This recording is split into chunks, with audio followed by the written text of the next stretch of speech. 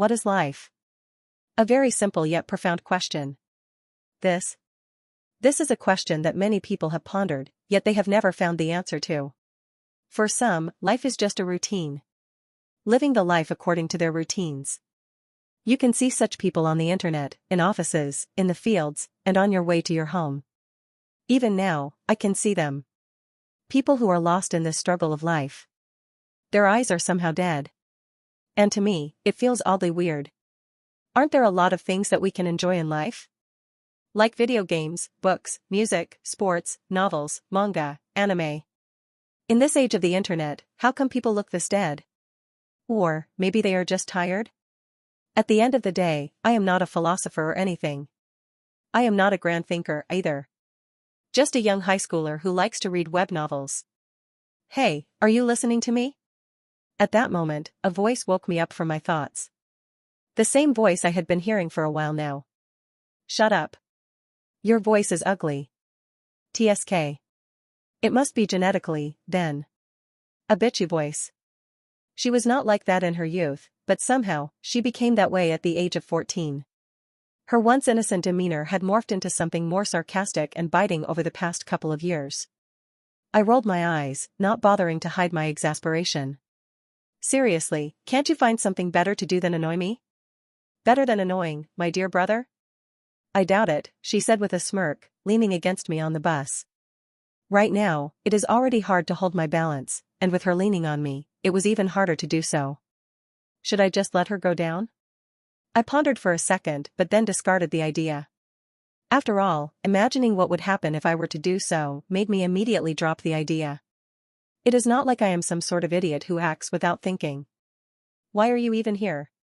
Don't you have friends or something? I asked, trying to get back to my phone. I had already stacked a lot of chapters for the novel I was reading, and it was a good moment to pass the time. Though reading while standing still can be annoying, at one point, you get used to it. Oh, don't worry about my social life. It's thriving, unlike someone else's, she retorted, emphasizing the someone with a mocking tone. Yeah. Keep telling yourself that, I muttered, trying to focus on my novel. She looked at me from the side. I could feel her gaze, looking at my phone screen. After spending this much time on public transportation, at some point, you would become someone who was sensitive to such gazes. People somehow love peeping on other people's private lives, especially elderly people. And, somehow, it is creepy. Tisk men and their harem fantasies. She clicked her tongue with a blatant criticism. Her words made sense. I mean, they would at least make sense. If she was not an otome game addict. Coming from a reverse harem lover like you. It is not like you are that different. I simply shrugged. People had every right to fantasize about things they liked, and nobody had any right to judge them just for their likes and preferences. That is just my opinion, but those who judge people about the things they like are generally the ones who need to be careful about it. I recently saw some keyboard activists on social media who tried to cancel a show just because a certain character looked underage, stating it was a PDF file situation, even though it was officially stated that was not the case. Yet, after their whole account was investigated, it was revealed that those were the ones who liked the real PDF file things. But, well, that is just an opinion. But that opinion certainly depicts this girl. I'll have you know, reverse harem books are a lot better executed. At least they have more than one-dimensional characters, unlike those shallow harem stories you read. People like her, they always try to justify themselves. That is why I hate the hypocrisy that they show all the time. It is just annoying. And most of the time, their claims are baseless. Once you ask for an example or proof, you can find holes in their argument. Just to do that, I raised an eyebrow. Oh, really? How come? Show me proof. She was about to answer me, but she couldn't as right at that moment. Two people left their seats, and we immediately had to take them without even considering the elderly or others. Comfort was a rare commodity on a crowded bus, especially if you would be traveling for at least more than an hour. If you stand on your feet all the time, once you reach home, you will feel the real pain, at least. Not on your feet as you might think, but on your back. But well, that is not my problem. Even now, I could feel the piercing gazes of some old people around us. Hey, old hag. Don't look at me like that, you know? You are already riding this bus free. For some reason, the government lets old people use public transport for free. They also have all day, as most of them are retired, yet they choose to board the buses when it is time for students to leave their schools. For me, they just deserve to stand on their feet if they can't even manage their time well. Anyway, let's not ramble too much.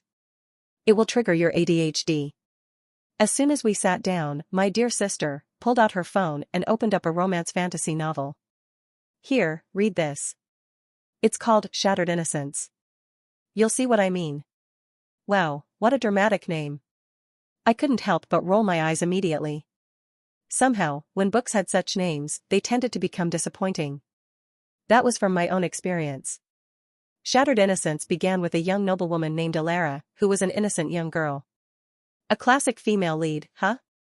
It was just your typical female lead. A naive, childish, but somehow good-natured noblewoman. Of course, she has a beautiful face adorned with elegance. A cruel fate awaits you. From the title of the book, it was not that hard to understand what was going to happen either way. But the prologue was well executed. The writer was pretty skilled in terms of constructing the main character. In just one chapter, we would have a grasp of her character and the family dynamics between her and her family. Of course, this also included her fiancé, the prince of the country. As I continued reading, I could feel my sister's eyes on me, waiting for my reaction. Alara's world was turned upside down on the eve of her 15th birthday and blessing ceremony. Betrayed by her beloved sister and her unfaithful fiancé, Alara was stripped of her dignity and cast out. The scene was intense, filled with vivid emotions and heart-wrenching betrayal. "See, I told you it's good," my sister chimed in, her voice triumphant. Yeah, I mumbled, focused on the story. The reason for that was not because the book was good or anything, don't get me wrong. There are many places where it could be executed a lot better, and many plot points felt rushed as well. The reason for my focus was simple. Since I had started something, I would need to see the end of it. Regardless of how stupid a decision is, I am someone who sees the end of it. Yes, you are right. I am stupid. But that is who I am. In any case, let us return to the topic. Throughout the book, Alara faced numerous challenges. Each character she encountered, whether friend or foe, was richly developed and added layers to the story. Of course, there was also an academy life. If not for that, how could the writer add the reverse harem details anyway? The academy novels have already become cliché, haven't they? But well, at least the academy life was depicted in great detail, showcasing Alara's growth and the complexity of her relationships with other students, including her sister and former fiancé who also attended the academy. Of course, with it being a romance fantasy book, there were many supernatural events alongside the history of the book. And eventually, I reached the end of the published chapters. Please wait for the writer to publish more chapters. You can send gifts to the writer if you want. Seeing as it read like this, I couldn't help but feel a little bit disappointed. Somehow, in just 1 hour, I finished all 50 chapters that could be read. But well, that is my specialty as well as my curse. She really grows on you, doesn't she? My sister said, breaking the silence. I guess, I mumbled. The character development is impressive. You, don't lie. She said. Just tell me your honest feelings. I looked at her, considering. Do you really want my opinion? She nodded her head eagerly. All right, don't say I didn't warn you. I decided not to hold back. Firstly, the writing style is too shallow. Even though the character development is good for some characters, that's not applicable to all. Many of them have their motives left out, and from the reader's perspective, this makes them one-dimensional. That's especially the case for the male characters. They all seem to be operating solely according to their emotions, which doesn't make sense. Almost every one of them is a person with a higher standing, and their positions require logical thinking and ruthlessness as traits. But, those traits do seem to completely evaporate when they somehow interact with the protagonist. She listened, her expression turning more thoughtful. Go on. Take the prince, for example, I continued. He's supposed to be this cunning, strategic figure, yet his actions are driven by whims and shallow emotions. It's inconsistent. And the way the academy life is portrayed, while detailed, falls into too many clichés. The supernatural events are interesting, but they feel tacked on rather than integral to the plot. She sighed. I guess I see your point. But don't you think you're being a bit harsh? It's a romance fantasy, after all. It's supposed to be a bit exaggerated. I get that, I replied. But exaggeration doesn't excuse poor character motivations. Especially at the first turning point of the novel. The time when the protagonist, Alara, gets caught by the prince. That part. It was supposed to be the most important part of the novel, yet I don't get it. Who in the world cheats on their fiancé on their second most important birthday when everyone was attending the banquet? That part, I can see what you are trying to say. It is like shouting I am dumb while you are taking the SAT exam. She somehow seemed to agree with me in this part. Exactly. I continued, getting more animated. And the scene where Alara was framed, it's so contrived. How can people be so stupid as to believe such an event? Can't they use their brains to speculate more? The whole thing feels forced. It's like the author just wanted to create drama without thinking it through logically. My sister suddenly smiled, a knowing look in her eyes. In this world, people find it way easier to believe what they see rather than think. I blinked, taken aback by her response. What do you mean? Somehow, her smile looked a bit pained. Just as she leaned back and started to talk, suddenly, my world began to spin as if the very fabric of reality was warping around me. Her voice grew more and more distant with each passing second. An immense headache struck me down, a piercing pain that felt like my skull was being split open. I clutched my head, trying to steady myself, but the sensation was overwhelming. My vision blurred, and the familiar surroundings of the bus faded into an indistinct whirl of colors and shapes. After what felt like an eternity, the pain began to subside. I slowly opened my eyes, my vision clearing. Only to find myself in a peculiar situation. As the world slowly revealed itself, my head continued to ache. Somehow, my eyes could only capture the light. Yes, light. Everything in my vision seemed just too bright as if to blind me. I couldn't make sense of anything that was happening. I felt like a log, heavy and immobile, unable to control my body. My ears rang, and I felt the gravity shifting, a sense of nausea swirling through me, making it hard to keep it inside. I heard voices, distant and muffled as if they were trying to enter my ears, but couldn't quite make it through. W.H., Miss, L, W, T, him? C.A.T.H., do. The words were fragments, disjointed and incomprehensible. I tried to focus, to understand, but my mind was clouded, refusing to cooperate. Then, at that exact moment, at the tip of my fingers, I felt a slightly soft touch. It moved, a gentle, reassuring presence in the chaos of my senses. What is this? Following that touch, slowly, my vision began to return, though I still couldn't make sense of anything. Shapes and colors began to form, and gradually, the world around me took on a semblance of reality. With my vision returning, I was finally able to see the person beneath me. Yellow hair was scattered all across the ground, and the eyes were deep blue like the ocean. Yet, those eyes were widened, filled with horror. I struggled to comprehend the scene. The girl beneath me looked terrified, and I realized that I was lying on top of her, pinning her to the ground. My body felt heavy and unresponsive, but I managed to lift myself slightly enough to see the fear etched on her face. What? I tried to speak, but my voice was a raspy whisper. I could feel the nausea intensifying, the disorientation still clouding my mind. At that moment, the girl moved, her mouth opening. Get off me, she cried, her voice trembling with fear. She pushed against me weakly as if she was trying to free herself. But it was not like I was doing anything to her either. Her eyes were filled with tears, yet I didn't know what was happening. With the scream I had just heard right now, my head was an even bigger mess with constant ringing. Ring.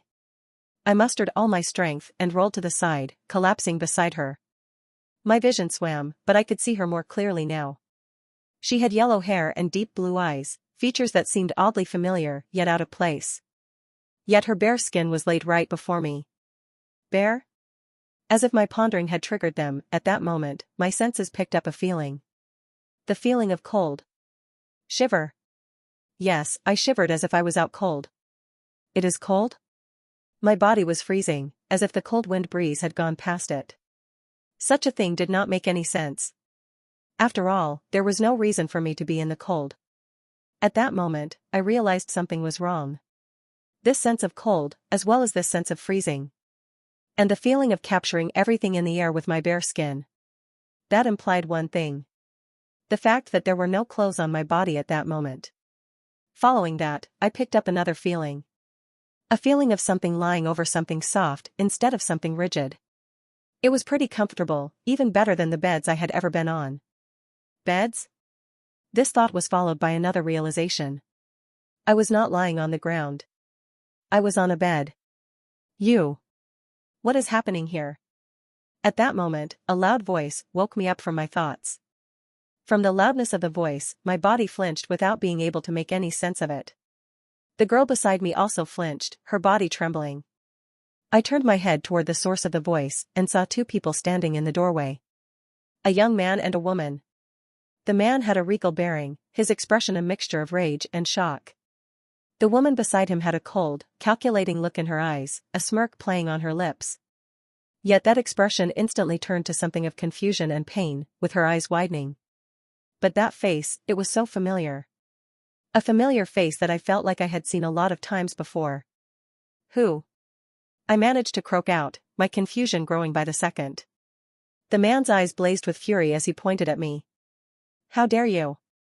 You think you can disgrace me and my family like this?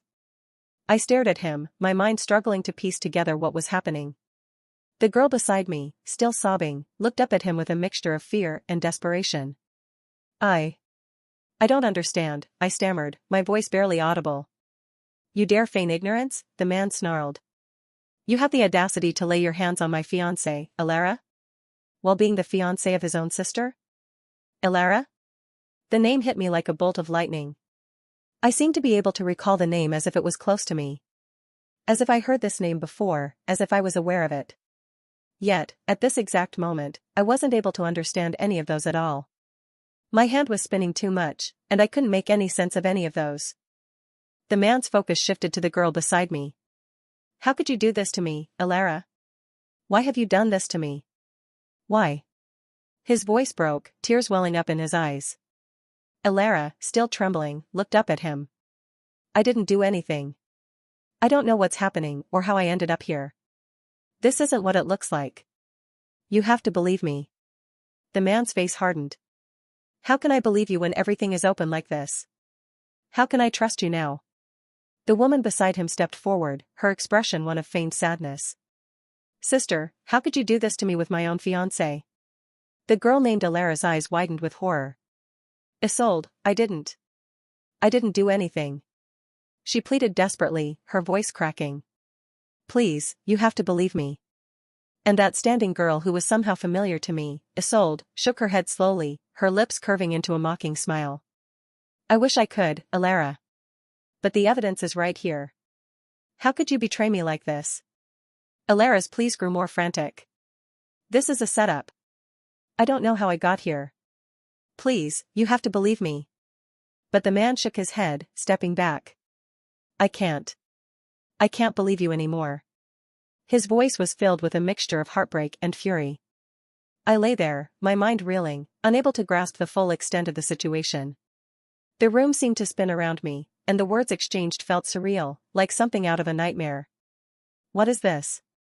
At that moment, another voice echoed. A voice that wasn't as callow as others. A voice that was deep. Following that, a sense of dread washed over me, more intense than anything I had ever felt before. It was as if death itself had come for me. The feeling was surreal, paralyzing. I tried to hold back the sense of nausea rising inside my stomach. But that feeling was not unfamiliar. It was as if I had felt such feelings before, as if this external pressure applied upon me was not a rare occurrence to me. The deep voice spoke again, commanding and powerful. What is happening here? A tall, imposing figure entered the room. His presence was overwhelming, radiating authority. The man looked to be in his late 40s, with stern features and eyes that could pierce through steel. He carried himself with the weight of responsibility and power. The room fell silent as everyone turned to face the newcomer. The man's eyes widened as he took in the scene before him. It was clear he was not expecting to witness such a thing. This is the Duke, someone whispered, the words barely audible over the tension in the room. The Duke. Of course. That type of title looked befitting of him, I subconsciously thought. Yet, to me, he was just another figure in this bizarre, incomprehensible scenario. Or was he? Because I felt like I also knew him. It seemed like even if my memory was hazy, the unconsciousness still recognized him from the start. He surveyed the scene, his expression hardening. "Explain yourselves," he demanded, his voice low and dangerous. The prince spoke first. The prince? How did I know he was the prince? I could not answer that at all. It didn't matter either. The prince's voice trembled slightly. "Duke, I found your daughter Alara in bed with him. She has betrayed me and our family." Alara, still crying, shook her head vigorously. "Father, please, you have to believe me. I don't know how this happened. I swear I didn't do anything." The duke's gaze shifted to Isolde, who looked back at him with wide, innocent eyes. "Sister, how could you do this to me with my own fiancé?" she repeated, her voice laced with sorrow. Yet, there was something unsettling about that voice that I couldn't put my fingers down. That feeling was so tense that I felt like my nausea rose once again. The duke's eyes narrowed as he looked at me. The fierceness in his eyes was so intense that, at that moment, I felt something. Two eyes immediately covered my whole very being, and I felt like snakes crawling upon me. Kirk dash.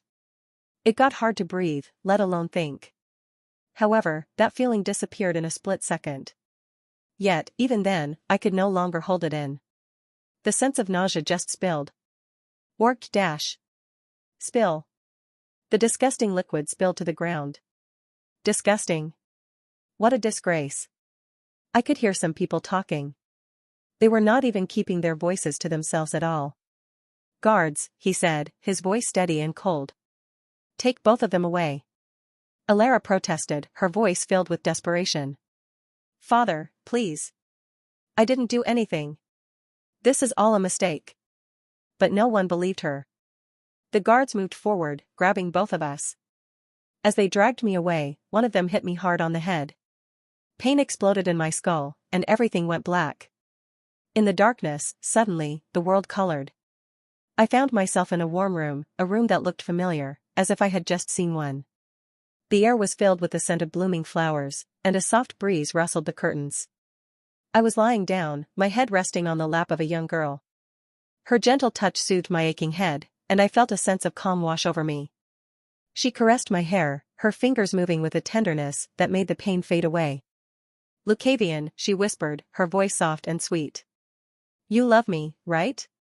I tried to respond, but my voice felt distant as if it belonged to someone else. "Yeah, I love you, Isolde." She smiled a radiant smile that seemed to light up the entire room. "You believe in me, right?" "Of course, Isolde," I heard myself say, the words feeling both familiar and strange. "I believe in you." Her eyes sparkled with a mixture of affection and something else, something I couldn't quite place. "Good," she said softly. "Because you and I are meant to be together, always." At that moment, a nauseating feeling rose from my chest, a feeling that I suppressed for some reason. "So, my Lucavian. Will you drink this for me?"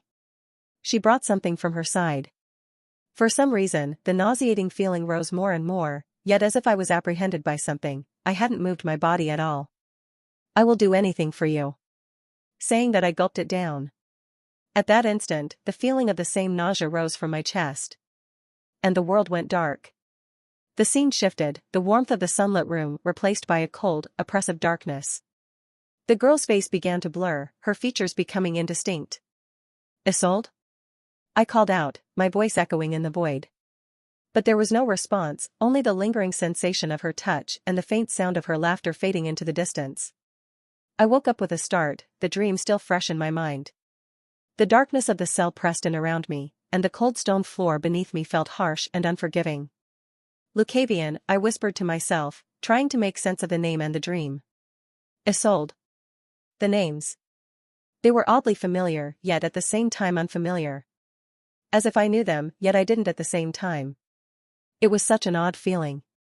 I felt trapped, unable to comprehend anything that was happening around me. Everything that had happened was like a wave crashing down over which I had no control. I didn't know what happened or what it meant. At that second, I started hearing the voice of a young girl crying, her sobs echoing through the darkness. "I didn't do anything," she sobbed. "I don't know what happened there. I don't know why I was there. Her cries were filled with despair, each sob tugging at my heart. I turned my head towards the source of the sound, my senses heightened in the dark cell. The pain in her voice was palpable, and it resonated with the confusion and fear that I felt. Elara? I called out the name. Subconsciously, it was already registered in my head, most likely. The sobbing paused for a moment, then resumed, even more heart-wrenching than before.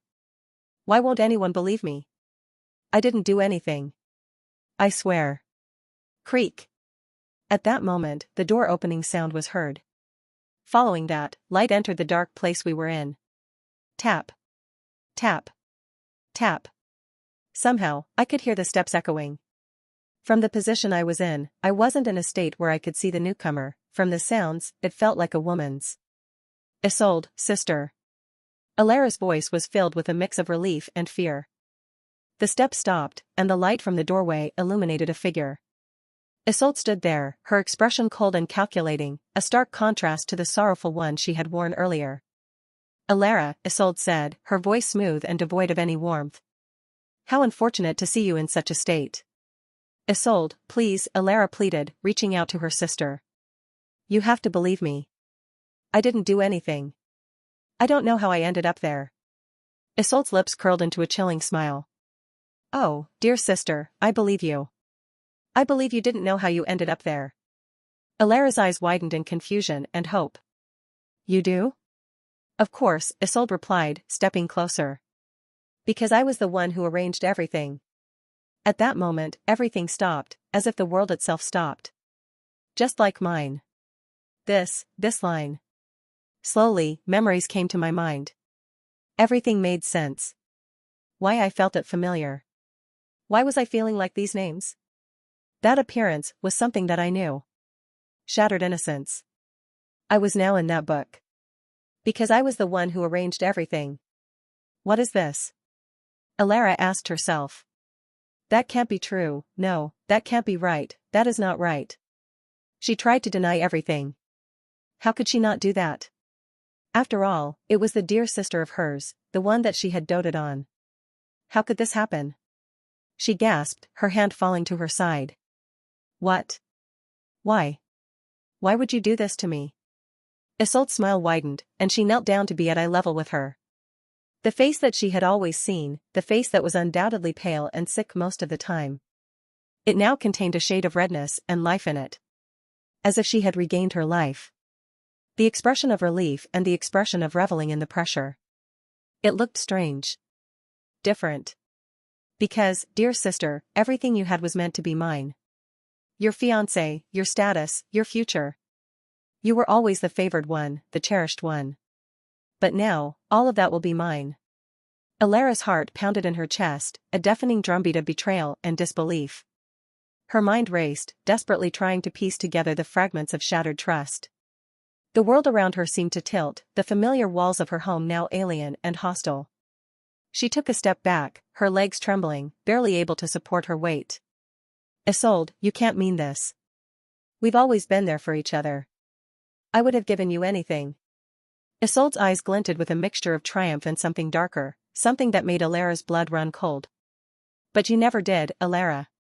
You never saw beyond your own perfect little world. While you basked in everyone's adoration, I was the shadow, the afterthought. No more. This is my time now. Alara's breath hitched, her vision blurring with unshed tears. She had always known Isolde was envious, but she had never imagined it ran this deep, this dark. I loved you, Isolde. I would have shared everything with you. Why this? Isolde stood up, her posture straight and commanding, a stark contrast to the frail girl Alara had always known. Because sharing was never enough. I needed to take what was rightfully mine. And now I have. Alara's mind swirled with memories, moments where she had overlooked Isolde's subtle hints of resentment and dismissed them as mere sibling rivalry. One by one, those things that she had overlooked started coming out of the light. The times when she felt like a gaze was boring through her when she was leaving Isolde's room. The times when she felt like Isolde's smile was somehow fake. The way she looked at her fiancé. How blind she had been. You betrayed me, she whispered, the weight of those words settling heavily on her chest. Isolde's expression softened slightly, but there was no regret, only a cold satisfaction. I did. And it was so easy. Alara stared at her sister, struggling to comprehend the depth of her betrayal. Isolde's face, now filled with a twisted form of joy, was unrecognizable. How? Alara managed to ask, her voice barely above a whisper. Isolde sighed, almost as if she were reminiscing a fond memory. From the very beginning, dear sister, Adrian loved me. Not you. We were in love long before you even entered the picture. But our families, with their ridiculous promises and alliances, decided you were to be his bride. It didn't matter that he never wanted you. We were trapped, both of us. Alara's mind reeled. Adrian had always been distant, but she had assumed it was just his nature. The truth was far more painful. And I was given Lucavian, Isolde continued, her voice dripping with disdain. A stupid country bumpkin who had no idea what was happening around him. But he served his purpose. I needed a way to get rid of both you and him, and the solution was simple. Use your stupidity and his naiveness. Alara's breath quickened as the pieces started to fall into place. You used him. And me. Isolde nodded, her smile never faltering. Indeed. I played my part perfectly, feigning illness and weakness to keep you close, to make everyone trust me and never suspect me. And when the time was right, we put my plan into motion. A plan for the heiress of the dukedom to fall. How could the banquet of your 15th birthday, the day when you would be making your debut, not be the best time for such a scandal? Adrian was the one to drug you. Remember how he came earlier than the other guests just to see you? And you had a light drink together. Did you really think he came just to see you here, as expected from my stupid sister? Alara's breath hitched, her eyes widening in horror as Isolde's words sunk in. She replayed the memory of that fateful evening in her mind. Adrian's earlier than expected arrival, his warm smile, the drink they shared, a drink she now realized had tasted slightly off. Isolde continued her words, not minding what Alara was thinking at all. But aside from that, no, I did not use Lucavian at all. He did everything out of his own volition. From the bottom, I knew he always desired you. He always wanted you instead of me. And when I told him that you wanted to be with him instead of Adrian, or I told him Adrian was forcing you into a relationship and that you were too scared to speak out, he instantly took the bait. That disgusting bastard instantly believed me since he wanted to, and out of his own desires, he came to that room thinking you would have chosen a stupid country bumpkin like him. The moment Alara heard about this, she couldn't believe her ears. That Lucavian, no. To think that he would do such a thing. An impeccable feeling started rising from her heart. A feeling that she couldn't put her heart to. Now here we are. I am where I am supposed to be. And you are where you were always supposed to be. Alara felt a surge of anger mixed with overwhelming sadness. Her hands clenched into fists at her sides. You orchestrated everything. Every moment, every detail.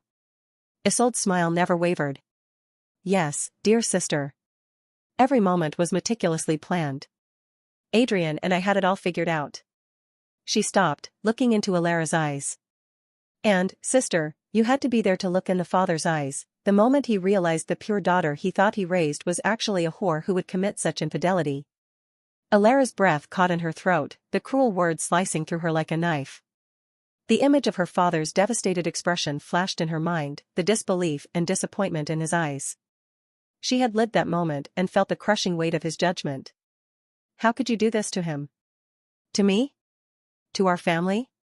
Alara's voice shook with a mixture of anger and heartbreak. Isolde's gaze remained cold, unfeeling. Because it was what he deserved. Father always saw you as the perfect daughter, the rightful heir. I was nothing but a burden, a sickly shadow in your light. But now, with you disgraced, the path is clear for me to take what should have been mine all along. Yes, sister, that is right. From now on, you are nothing. And you will always remain like that. Whatever you have, it will all be mine. From now on, you are nothing. And you will always remain like that. Whatever you have, it will all be mine. Creak. As the door was closed, the darkness returned once again. Sob. I could still hear the sobbing of the girl who had been subjected to such feelings. Alara. The protagonist of the story. The subject of the tragedy. The young woman whose everything was taken by the very people that she had trusted. And Lucavian. The Isolde's fiancé. That is me. Kurg dash. An immense headache struck me once again because continuous memories erupted in my head. On a sunny afternoon in a lush garden, she sat on a bench with her usual frail demeanor. Lucavian, please knead my hair, she requested softly, her voice filled with a delicate sweetness. It was weird. Is this the same voice? How could a person have such different sides? Which one was real? The answer was already revealed before me, though it was hard to accept it. At that time, I just did what I was taught to. Isn't it right to show care to those who need it? Of course, Isolde. I sat beside her and gently ran my fingers through her hair, feeling the silkiness between my fingers. Even now, I can remember that same silkiness. But was that true?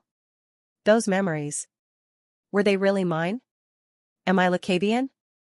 Or am I? Who was I in the first place? What? What was the name? I couldn't recall it. Dash. My headache worsened a lot more. Rumble. As well as the rumbling of my stomach. It was as if something was churning there, as if my body was trying to throw something out of it. Then, the same memory appeared in my head once again. I was lying down, my head resting on the lap of her. Her gentle touch soothed my aching head, and I felt a sense of calm wash over me. She caressed my hair, her fingers moving with a tenderness that made the pain fade away. Lucavian, she whispered, her voice soft and sweet. You love me, right? I tried to respond, but my voice felt distant as if it belonged to someone else. Yeah, I love you, Isolde. The smile was supposed to be radiant, yet now it looked as if it was the fake light of the moon. You believe in me, right? Of course, Isolde, I heard myself say, the words feeling both familiar and strange. I believe in you. Yet, that feeling of strangeness. I could now understand it. It was my body that was warning me at that time. Good, she said softly. Because you and I are meant to be together, always. Just as in the dream, the nauseating feeling rose from my chest once again. Rumble. My stomach rumbled and chid. So, my Lucavian. Will you drink this for me? And she showed that thing to my face. That thing that constantly made me want to puke. I will do anything for you. And that moment. I couldn't hold it back any longer. The nausea overwhelmed me, and I threw up, the disgusting liquid spilling out onto the cold, stone floor of the cell. It felt like my insides were being wrung out, every drop of bile and acid forcing its way up and out of my body. I heaved again and again until there was nothing left but dry retching and the acrid taste of vomit in my mouth. My body shook with the effort, and I collapsed back against the wall, gasping for breath. The memories, the pain, the betrayal, they all swirled together in a nauseating vortex that left me dizzy and weak. As I lay there, trying to steady my breath, I noticed something moving in the pool of vomit. My eyes widened in horror as I saw a centipede writhing and squirming its way out of the mess. It was long, segmented, and grotesque, its many legs scuttling over the stone floor. What? I muttered, my voice shaking. The sight was revolting, and a chill ran down my spine. I reached out, trying to grab it, to smash it, to do anything to stop it from moving. But my fingers were too slow, too weak, and the centipede slipped through my grasp, disappearing into the shadows of the cell. Before I could react further, the door creaked open, and the blinding light pierced through the darkness, making me squint and cover my eyes. Get up, a gruff voice commanded, cutting through the haze of my disorientation. I tried to push myself up, my body protesting with every movement. The light was harsh, and as my eyes adjusted, I saw the silhouette of a guard standing in the doorway. What? I managed to ask, my voice hoarse. You're being moved, the guard replied curtly, stepping aside to make way for another figure. The new figure stepped into the cell, and I saw it was a face that didn't feel unfamiliar. The face was something I had seen before. Who? I asked myself. The answer came from the guard. Sir Alistair came here to take you out. The moment the name came out of the guard's mouth, I realized who this was. It was my elder brother. Alistair Thorne. The heir of the family. Hope ignited in my heart. I opened my mouth to greet him, but before I could speak, suddenly, a fire ignited right before my face, and it burned fiercely. I pushed myself back from the flames, my heart pounding with fear. Following that, I heard a cold voice saying, "Do not ever try to speak, you worm." The voice was icy, and as I raised my eyes, I saw Alistair's gaze fixed on me with intense disdain. His eyes were sharp, unforgiving, and filled with contempt. At that moment, I realized I was not in a good position at all. I wanted to say something, but the words died in my throat as the flames flickered menacingly closer. "Silence," Alistair hissed, his expression darkening. After all the things that you have done, you have no right to speak." The hope that had briefly flickered in my heart was extinguished, replaced by a cold dread. Thus, I decided not to make anything complicated since nothing would matter anyway. "Take him," I heard Alistair commanding the people behind him. Tack. Tack. Tack. Following that, the sound of metal hitting the ground could be heard. As I looked, I could see the light reflecting from the armor they wore. And the insignia right on their chest. It was a familiar one. The insignia of Thorn Viscounty. Insignia of my family. They were the Thorn family's knights. The knights grabbed me roughly by my arms. Was there a need to do such a thing? After all, it was not like I could escape from here right now, and not like I wanted to do so. And these guys were supposed to serve us, weren't they? "I can walk by myself," I protested.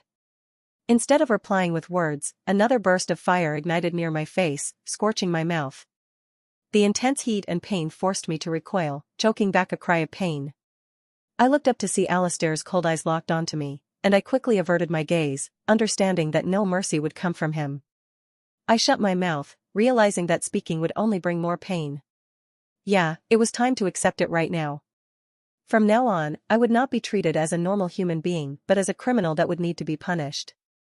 Until I cleared my name, at least, it was not like it was impossible or anything. If I can drag people on my side, if I can talk to them to at least explain my situation, I think they will believe me. Though it will be hard, they are my family. Right, let's keep ourselves silent for a while. When the time comes, we can talk. This is not the place to do so. Move. The knights dragged me forward, their grips like iron. Each step was a struggle, my body still weak and trembling from the ordeal. But, just before we left the place, I made eye contact with the girl in the other cell. Elara. Her clear blue eyes were now filled with redness, most likely because of the tears that she had shed. Yet, as we made eye contact, her eyes took on a different shape. A glint was there. A glint that I had just seen in another person's eyes. The glint of hatred. It was a raw, burning hatred that cut through the haze of my own confusion and pain. Elara's gaze was piercing, her eyes locking onto mine with an intensity that left no room for misunderstanding. She hated me. Right. Not that it mattered now, since I could do nothing to change it. Creak. The door closed once again as we left the confinement room or whatever it was. The corridor outside the cell was dimly lit, the walls closing in around me as if to emphasize the hopelessness of my situation. We emerged into a larger, grander corridor, the light here brighter and more oppressive. I could hear the murmurs of others and feel their eyes on me, judging, condemning. The weight of their disdain pressed down on me, and I struggled to keep my head up to maintain some semblance of dignity. The knights led me outside, where a carriage awaited. But instead of being placed inside, I was roughly handled and thrown into the luggage compartment. The floor was rough, and every bump and jolt of the carriage was magnified by the uncomfortable ride. I lay there, the rough wood digging into my back, every movement causing more discomfort. The reality of my situation was stark and unforgiving. I was a prisoner, a criminal in the eyes of my family and everyone around me. But, still. If I could clear my name. No, I needed to. Since that was the only way. Since there was no mention of Lucavian in the novel, I was free to carve my fate right. Or was there a mention? I couldn't remember. And I was tired. It is fine if I sleep a little, right? Well, there was no one to answer that question anyway, so I just closed my eyes. The journey to our destination was long and arduous. The trip would take several days, and each day was a test of endurance and resilience. The rough floor of the luggage compartment became my bed, and every jolt of the carriage was a reminder of my precarious situation. The knights allowed me to leave the carriage only twice a day, just to relieve myself. Each time, I was watched closely, and any attempt at escape was immediately quashed by their stern vigilance. The brief moments outside the carriage were a reprieve, but they were also humiliating, as if I was a mere prisoner. Just endure it. It was a bit unfair, at least I felt like.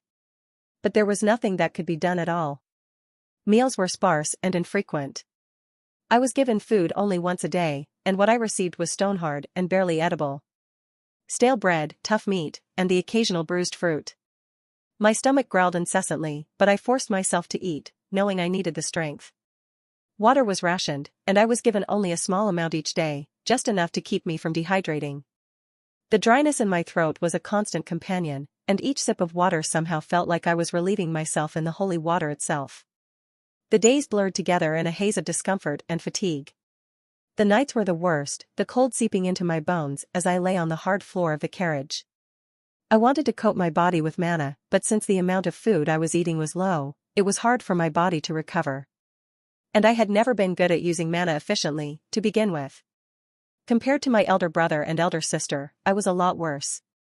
In the darkness, left to my thoughts, even sleep eluded me. Each time I closed my eyes, my stomach would churn with the memory of that centipede and the time Isolde had fed it to me. The grotesque image haunted my mind, making it impossible to find any semblance of peace. I lay there, counting the ticks of the carriage wheels, each quaking of the rough road jarring me further. The isolation and the darkness pressed in on me, amplifying my fears and doubts. My mind wandered to Alara, to the hatred in her eyes and the betrayal that had shattered her life as well as mine. The plot of the novel, Shattered Innocence. I didn't know how I was here. Was it because I just said something about the novel itself? I remembered talking about the novel on the bus with someone. Who? I asked myself. There was someone there, yet it was blurry. I couldn't recall anything at all. How did it come to this? Another question. And the answer was unknown. Why hadn't I seen it? The facade that she was showing too. Thinking about Isolde, I couldn't help but feel a sense of knowing in my heart. All the time that was spent. All the memories. Were they nothing but fake? Was that all it amounted to? A stupid country bumpkin who had no idea what was happening around him. I remembered the words that were spoken by the very fiancé that I had. A country bumpkin who had no idea, huh? That seems to be true. Considering that I was never aware of such a thing happening, it seems her words were true. It was not like I was an exceptional person either, not that I ever pretended I was one. Lucavian, you are going to meet your fiancé. The memory flashed vividly in my mind. My father's stern face loomed over me, his eyes filled with a mixture of hope and sternness. Lucavian, you are going to meet your fiancé, he repeated, his voice carrying the weight of duty and expectation. I stood before him, feeling the pressure of his gaze. Yes, father. He sighed, placing a hand on my shoulder. Listen to me, son. You must be careful and never annoy the lady. The Valoria family is a dukedom that our family, the Thorn family, has been a vassal to for generations. It was because of a promise between me and the Duke when we were on the front lines that the engagement between our two families was made. This is an opportunity for us to strengthen our position in the noble society. Do you understand? Yes, father, I replied, feeling the weight of responsibility settle on my shoulders. I will do my best.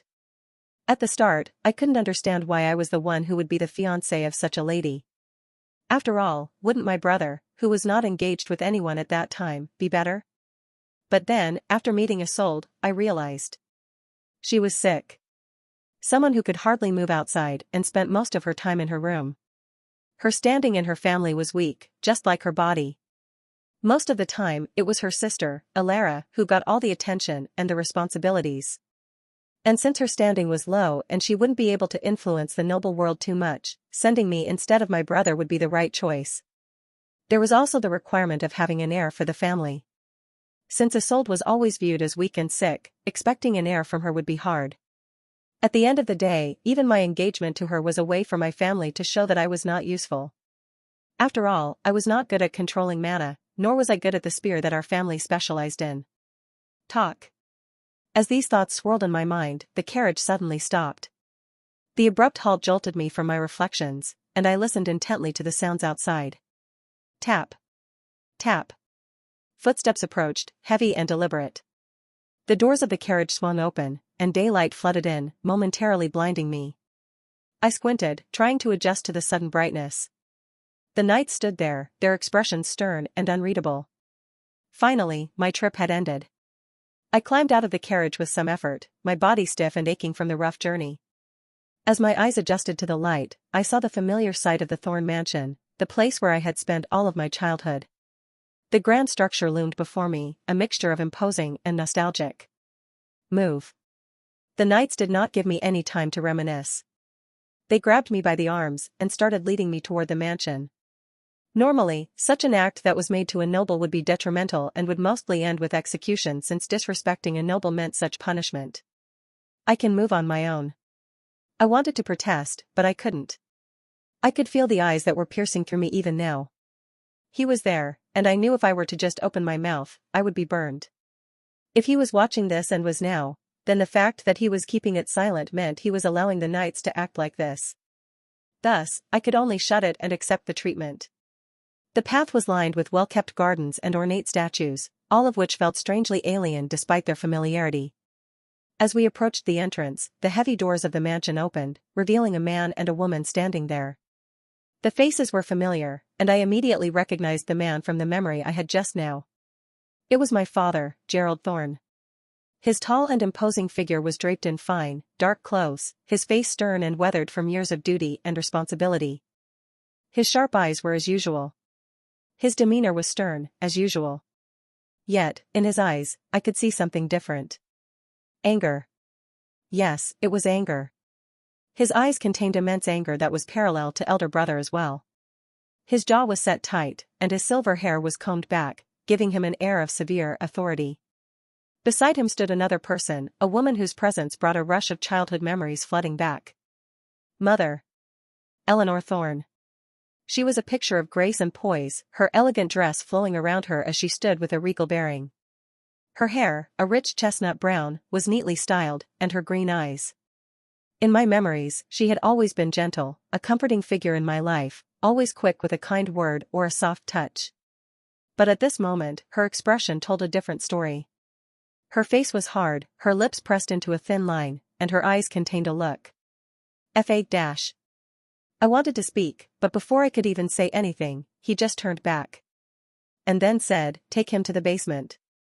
And keep him there until the trial commences." His words were cold, and with each one of those, I felt the words I planned to speak stuck in my throat. "Understood, my lord." Following that, someone familiar appeared before me. "Excuse my rudeness, young Lord Lacabian." It was a man with a wrinkled face. "The butler of our family." "Sebastian," I muttered, recognizing the loyal servant who had always been a part of our household. "Please follow me, young lord." He gestured for the knights to leave me alone and then took over, guiding me through the corridors of the mansion. As we walked, the grandeur of the place seemed to mock my current state. The tapestries, the chandeliers, the finely crafted furniture, all reminders of the life I had once known, now seemingly out of reach.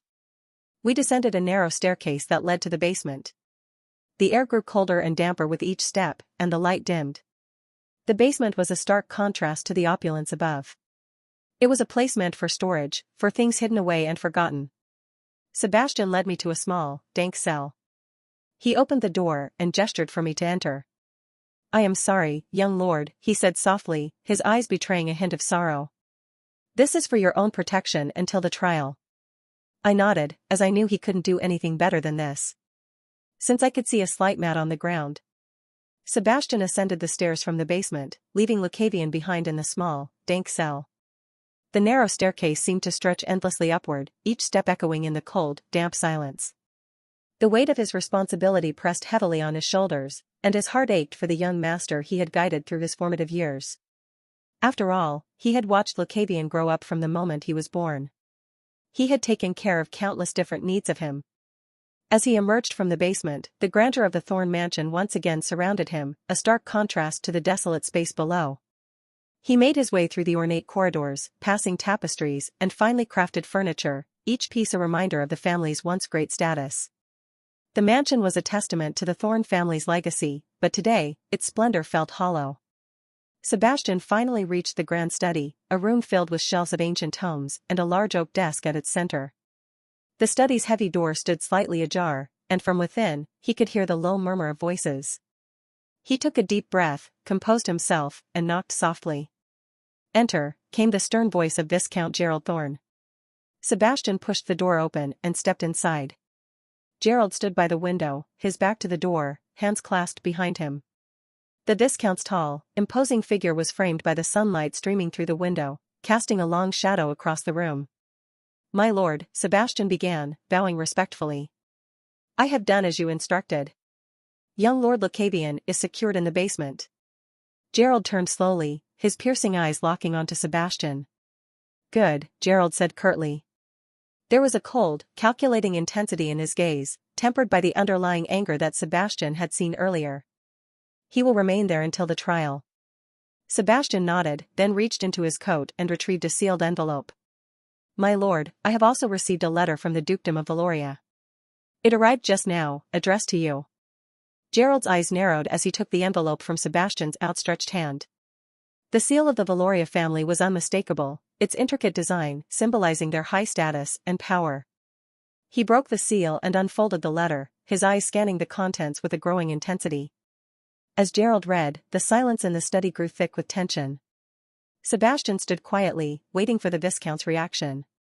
He could see Gerald's jaw tighten, his brows furrowed deeply as he absorbed the letter's message. After what felt like an eternity, Gerald lowered the letter and looked at Sebastian, his expression a mixture of anger and determination. "The Duke of Valoria has nullified the engagement between Isolde and him." Hearing this, Sebastian nodded his head. This was an expected result, something normal. But something made him feel weird inside his heart. Since there was no way his lord would show such a reaction if this were to be the sole content of the letter. "Is there anything else, my lord?" Sebastian ventured, his voice cautious. Gerald's eyes narrowed slightly as he regarded Sebastian.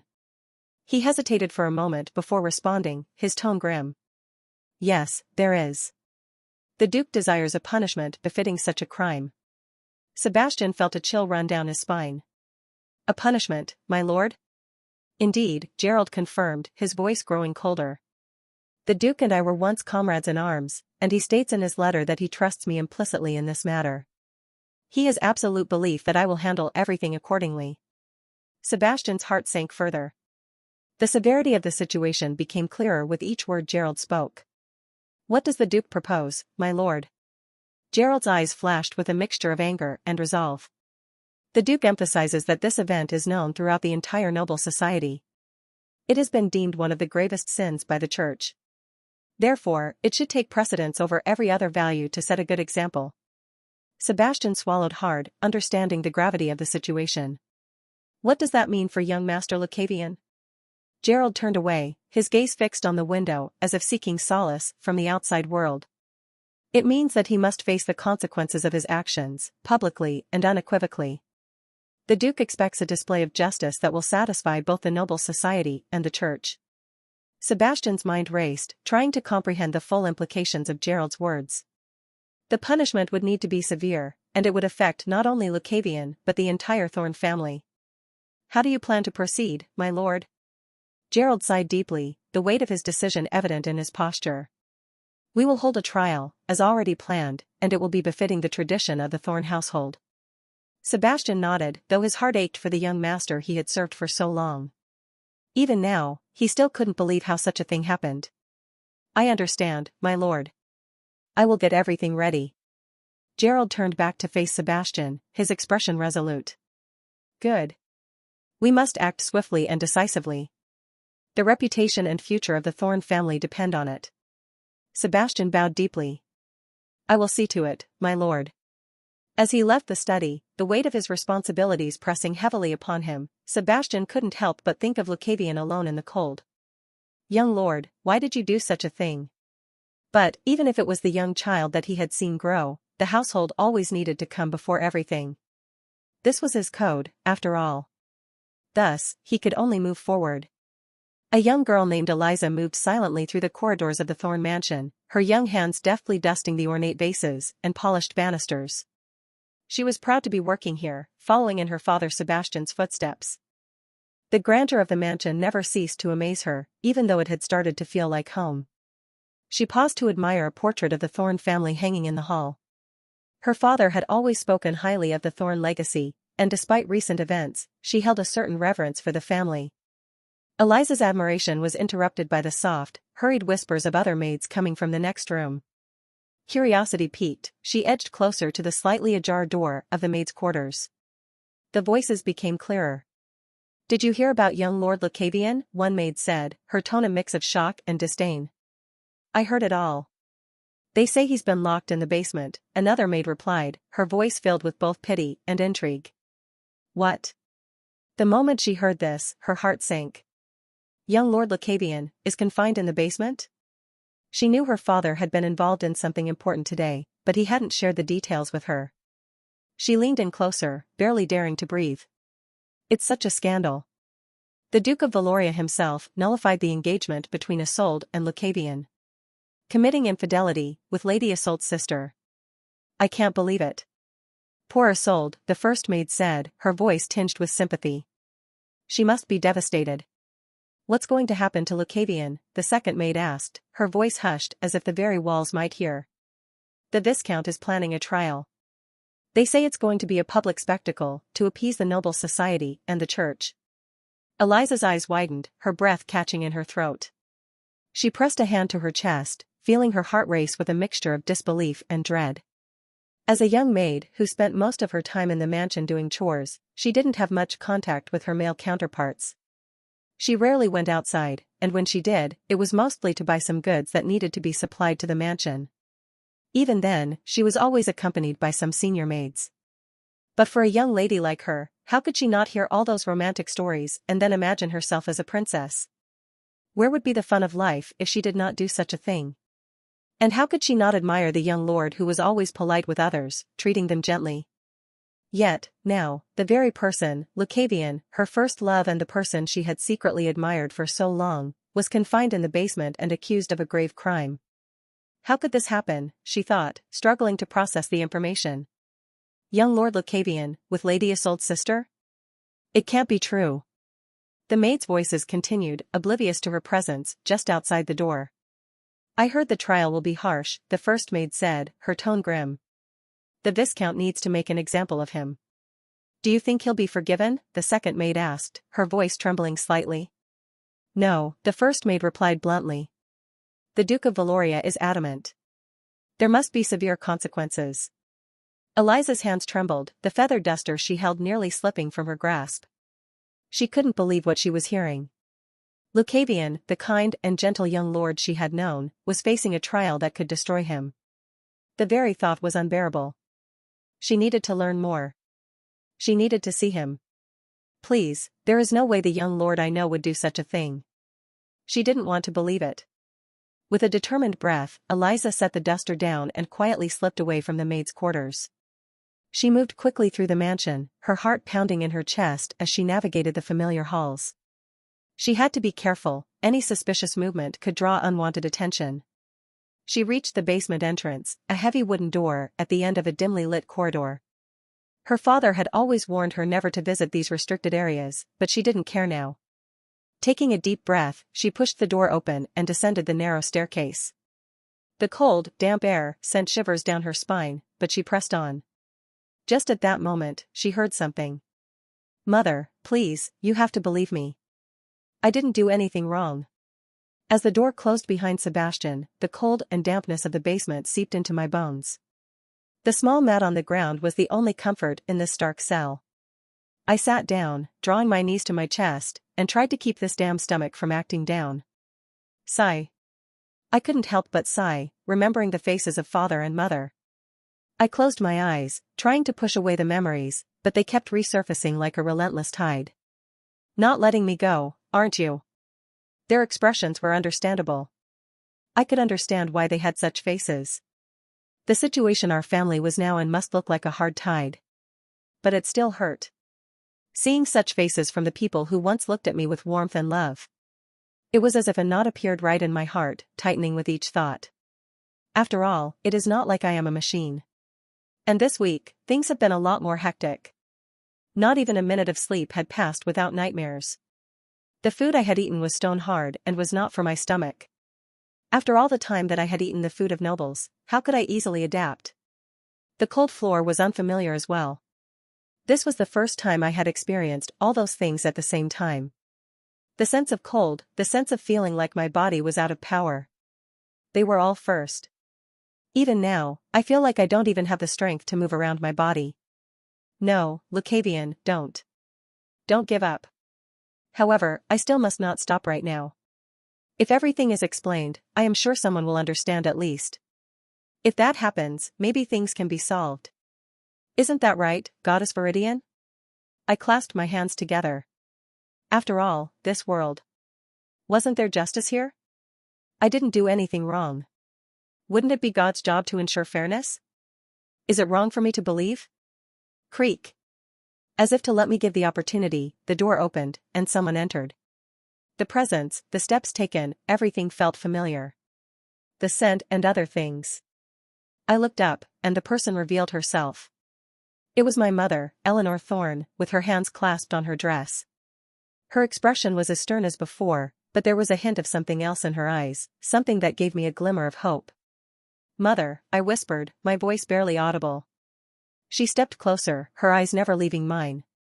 For a moment, the stern mask she wore seemed to falter, and I saw a flicker of the gentleness I remembered from my childhood. "Lucavian," she said softly, her voice steady but tinged with sadness. "I came to see you." At first, I couldn't open my mouth since it had been a while. It had been a while since someone treated me like normal. At least now, after all that time, I could see someone familiar. Now, that was the expression of the mother I know. "Speak." She looked into my eyes. I knew I would hardly have such a chance ever again. I struggled to my feet, my body protesting with every movement. "Mother, please, you have to believe me. I didn't do anything wrong. I don't know how I ended up in this situation, but I swear I am innocent." She looked at me, her eyes searching my face for a long moment. Yet she didn't say anything, as if to let me explain. "Mother, it was Isolde. I overheard her talking about it. She planned everything. She and Adrian." I took a deep breath, trying to steady myself. "They orchestrated the entire thing. I was set up. I would never do anything to bring shame to our family. You know me, Mother. You know I would never." She remained silent, her eyes locked onto mine, absorbing every word I said. I could feel the desperation in my voice, the need for her to believe me, to understand that I was telling the truth. For the first time in a long while, I could finally open up to someone.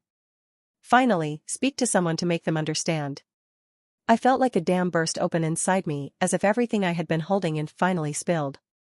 I overheard Isolde talking about how they needed to get rid of me, and how this was the only way to secure their positions. She wanted to bring Alara down, to take everything for herself. I'm not lying, Mother. I'm telling you the truth. Please, you have to believe me. I would never do anything to harm our family. You have to know that. I don't know why this is happening, but I swear to you, I'm Inno. Just as I was about to speak further, suddenly, she raised her hand. "Stop." The voice that left her mouth was cold. "Shiver." And I shivered.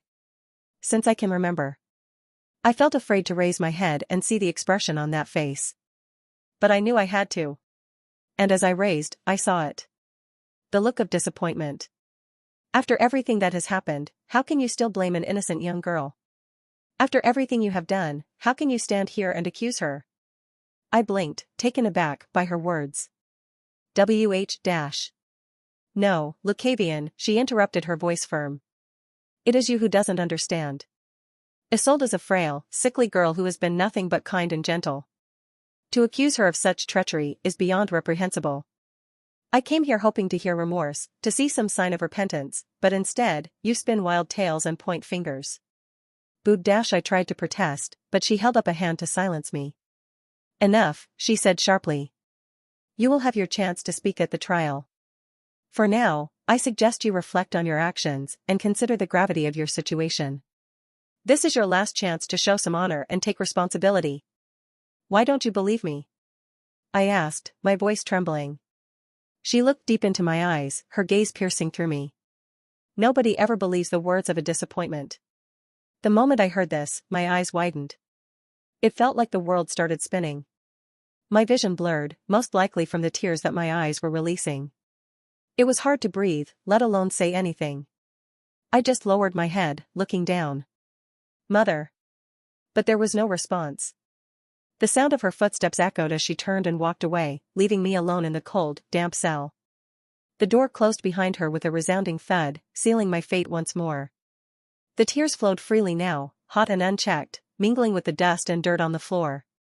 The words she had spoken echoed in my mind, a cruel reminder of how I had been perceived. Nobody ever believes the words of a disappointment.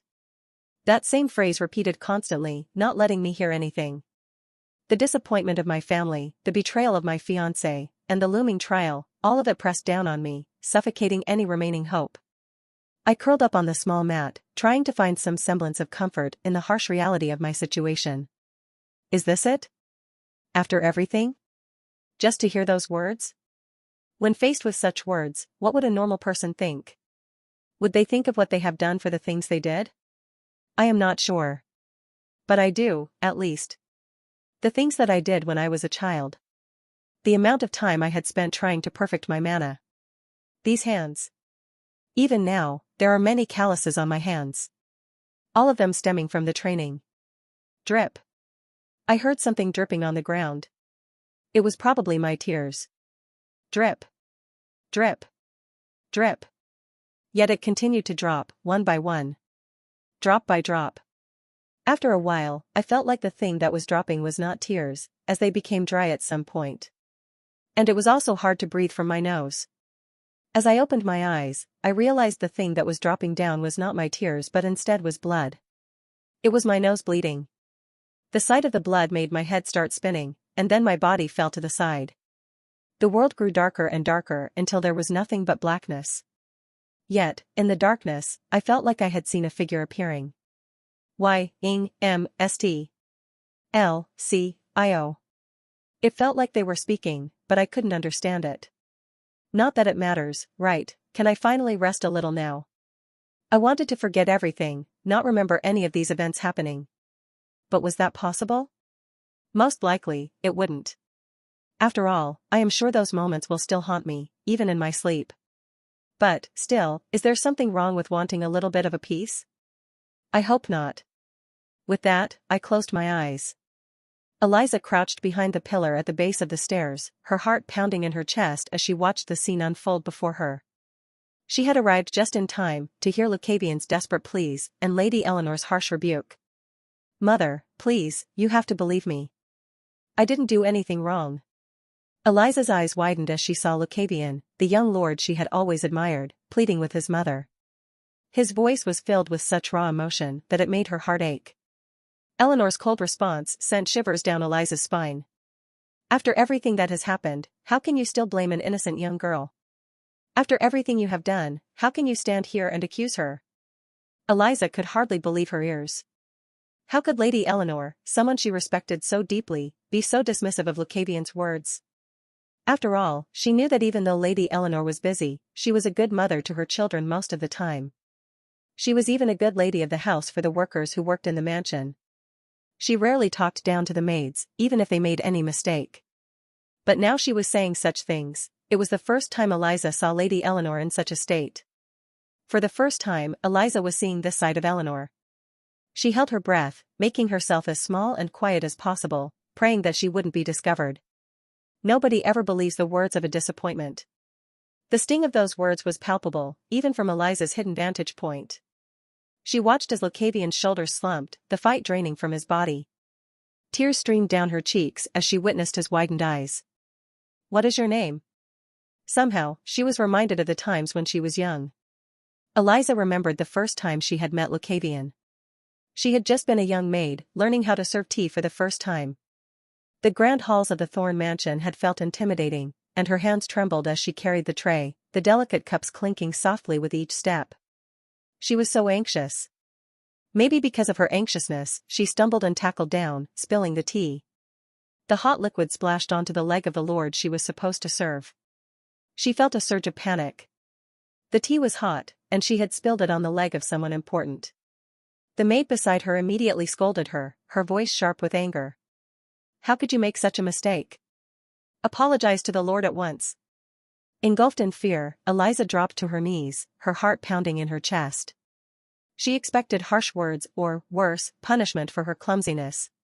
She had heard of many stories where such maids were punished just because of such mistakes. Some of them were even executed for offending a noble. Fear engulfed her heart because of those rumors as she imagined her punishment. She kept her head bowed, tears welling up in her eyes. But then she heard a gentle voice, a voice that was calm and reassuring. "It's fine. You can raise your head." She slowly lifted her gaze, her vision blurry with tears. The first thing she saw was clear brown eyes looking into hers. They shook a little, looking a bit blurry. As her vision cleared, she saw the full face of the young lord. He was young and delicate, with soft black hair that wasn't long but framed his face perfectly. "Lucavian." He smiled at her, a warm and forgiving smile. "It's okay. You don't need to fear anything." At that time, she hadn't noticed the twitching of his corners and how his hands were clenched on his leg. How hard he was trying his best to keep himself from showing the pain he most likely felt. "Nobody will know about what happened here," he said, his eyes looking at the senior maid that would be overseeing her. "Right?" Yes, young master understood. After hearing this, he turned to smile at her once again. "Everyone makes mistakes. What is your name?" "Eliza," she whispered, her voice trembling. "My name is Eliza." "Well, Eliza, it's nice to meet you," he said, still smiling. "Don't worry about the tea. It's just an accident." The maid beside her was taken aback, clearly not expecting such kindness. "My lord, I am so sorry. I will ensure this never happens again." Lucavian waved her off. "There's no need for that. She's just learning. We all make mistakes when we're learning." After that moment, when she talked about this moment with her father, she understood what he had done. "Come here, Eliza." Her father called her into the kitchen, his face serious. He took a kettle of boiling water and held it over her hand. "This is what it feels like," he said, letting a single drop of boiling water fall onto her skin. The pain was immediate and intense, making her gasp and pull her hand back. The small burn hurt so much that tears sprang to her eyes. Her father nodded, his expression somber. "That's what the young master endured when you spilled the tea on him. But he didn't show it. He protected you instead. Remember that, Eliza. Remember his kindness. And make sure that, when the time comes, you can repay the grace you received." She nodded, the lesson seared into her memory as much as the burn on her hand. She would never forget the kindness Lucavian had shown her, nor the pain he had hidden to spare her. That was how it began, and she started watching him, looking over ways to repay the kindness that she had received.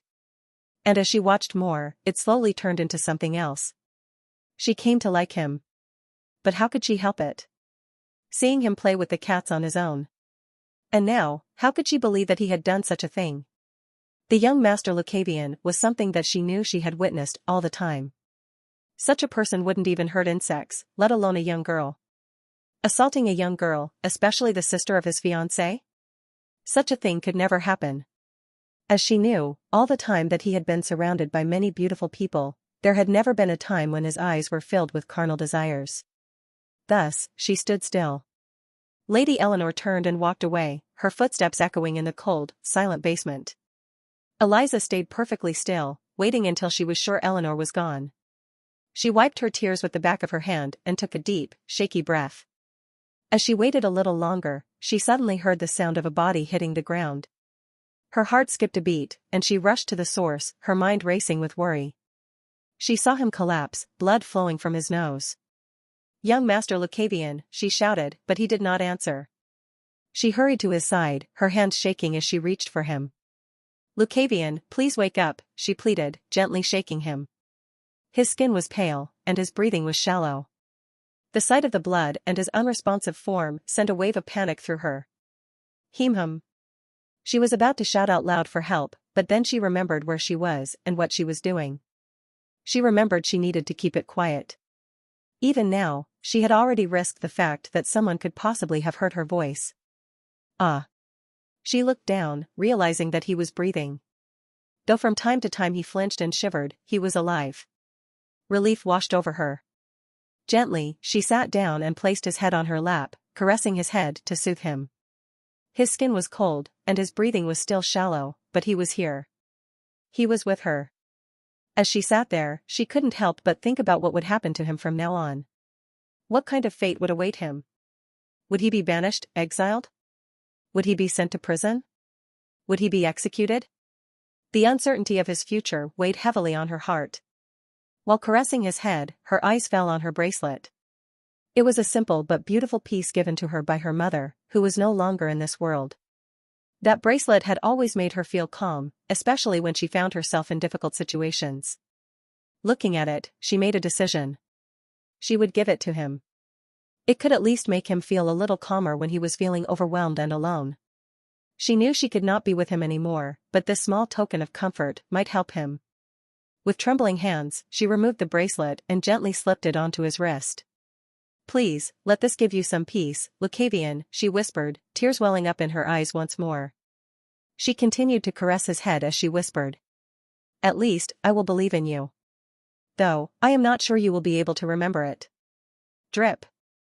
A small liquid fell down from her face as she looked into his face. "But, I will still hope that you do." As she wiped that tear, she gently put his head on the mat. "Goodbye." She stood up, walking. "My first love." And left. As Gerald left his study, the letter from the Duke of Valoria still in hand, he made his way to the sitting room where Eleanor waited. The gravity of the situation hung over him like a storm cloud, and he knew that this conversation would be one of the most difficult he had ever had with his wife. Eleanor stood by the window, her elegant figure framed by the evening light. Her green eyes, once filled with warmth and kindness, now reflected deep-seated anger and disappointment. She turned as Gerald entered the room, her expression hardening as she saw the letter in his hand. "Gerald," she said, her voice tense, "what does the Duke say?" Gerald took a deep breath, trying to steady his emotions. "The engagement between Isolde and Lucavian has been nullified." Eleanor's eyes narrowed. That much was expected. But what else? What does the Duke demand? Gerald's jaw tightened, and he handed her the letter. "The Duke desires a punishment befitting the crime. He trusts me to handle this matter with the utmost severity." Eleanor scanned the letter, her face growing paler with each word. When she finished, she looked up at Gerald, her eyes blazing with fury. "How could he? How could Lucavian bring such disgrace upon our family?" Gerald clenched his fists, his anger barely contained. "What he did is one of the biggest sins a man can ever commit. He has not only shamed us, but also betrayed the trust of the Valoria family. This is a stain on our honor that cannot be easily washed away. And to Isolde on top of that. Such a fragile and innocent young girl. She was like a flower, remember?" Eleanor spoke, her eyes looking silent. "Indeed, she was like an angel," Gerald said as he looked into Eleanor's eyes. "You don't need to think too much for such a disgrace." Eleanor grabbed Gerald's hand, clenching it. "Don't worry, I won't. From now on, I will no longer have a son named Lucavian." The 2 days that followed were a blur of confinement and basic sustenance. Each day, a guard would silently slide a tray of food and water into the cell, the contents just as meager and unappetizing as during the journey. Stale bread, tough meat, and the occasional bruised fruit became my staple diet. The days passed in a slow, monotonous rhythm, each moment blending into the next. But amidst the isolation, I found something on my wrist. What is this? Was there something like this on my arm? I tried to recall if such a thing was there, but I couldn't remember. Maybe someone else had put this for me when I was asleep, or maybe I was seeing things. As I focused on the bracelet, a faint memory surfaced. The moment before I lost consciousness, there had been a presence, a comforting touch. It was a hazy recollection, but it was there, lingering at the edges of my mind. A gentle voice, soft and soothing, whispering words of comfort. The sensation of someone cradling my head, offering solace in my darkest moment. But I didn't know who the person was at all. Still, despite the lack of comfort and the harsh conditions, I found myself strangely calm, as if that presence was there. It was a subtle feeling, definitely. The cell remained as cold and damp as ever, but the knot in my heart had loosened somewhat. The words of my mother, though painful, forced me to confront my reality and my own sense of self-worth. I knew I was not the disappointment she believed me to be, and this conviction brought a measure of peace. No one came to visit me after my mother's departure. The silence of the cell became a companion, a space where I could reflect and gather my strength. The nightmares that had plagued my sleep during the journey receded, replaced by a more restful slumber. It was as if the confrontation had purged some of the anxiety and fear that had taken root within me. As I lay on the cold stone floor, my thoughts drifted to the trial that awaited me. I knew I had to be strong, to face whatever accusations were thrown my way with dignity and resolve. The grand hall of the Thorn mansion was filled with a tense silence as the trial of Lucavian Thorn commenced. The room, usually reserved for celebratory gatherings and important family meetings, now bore the weight of judgment and consequence.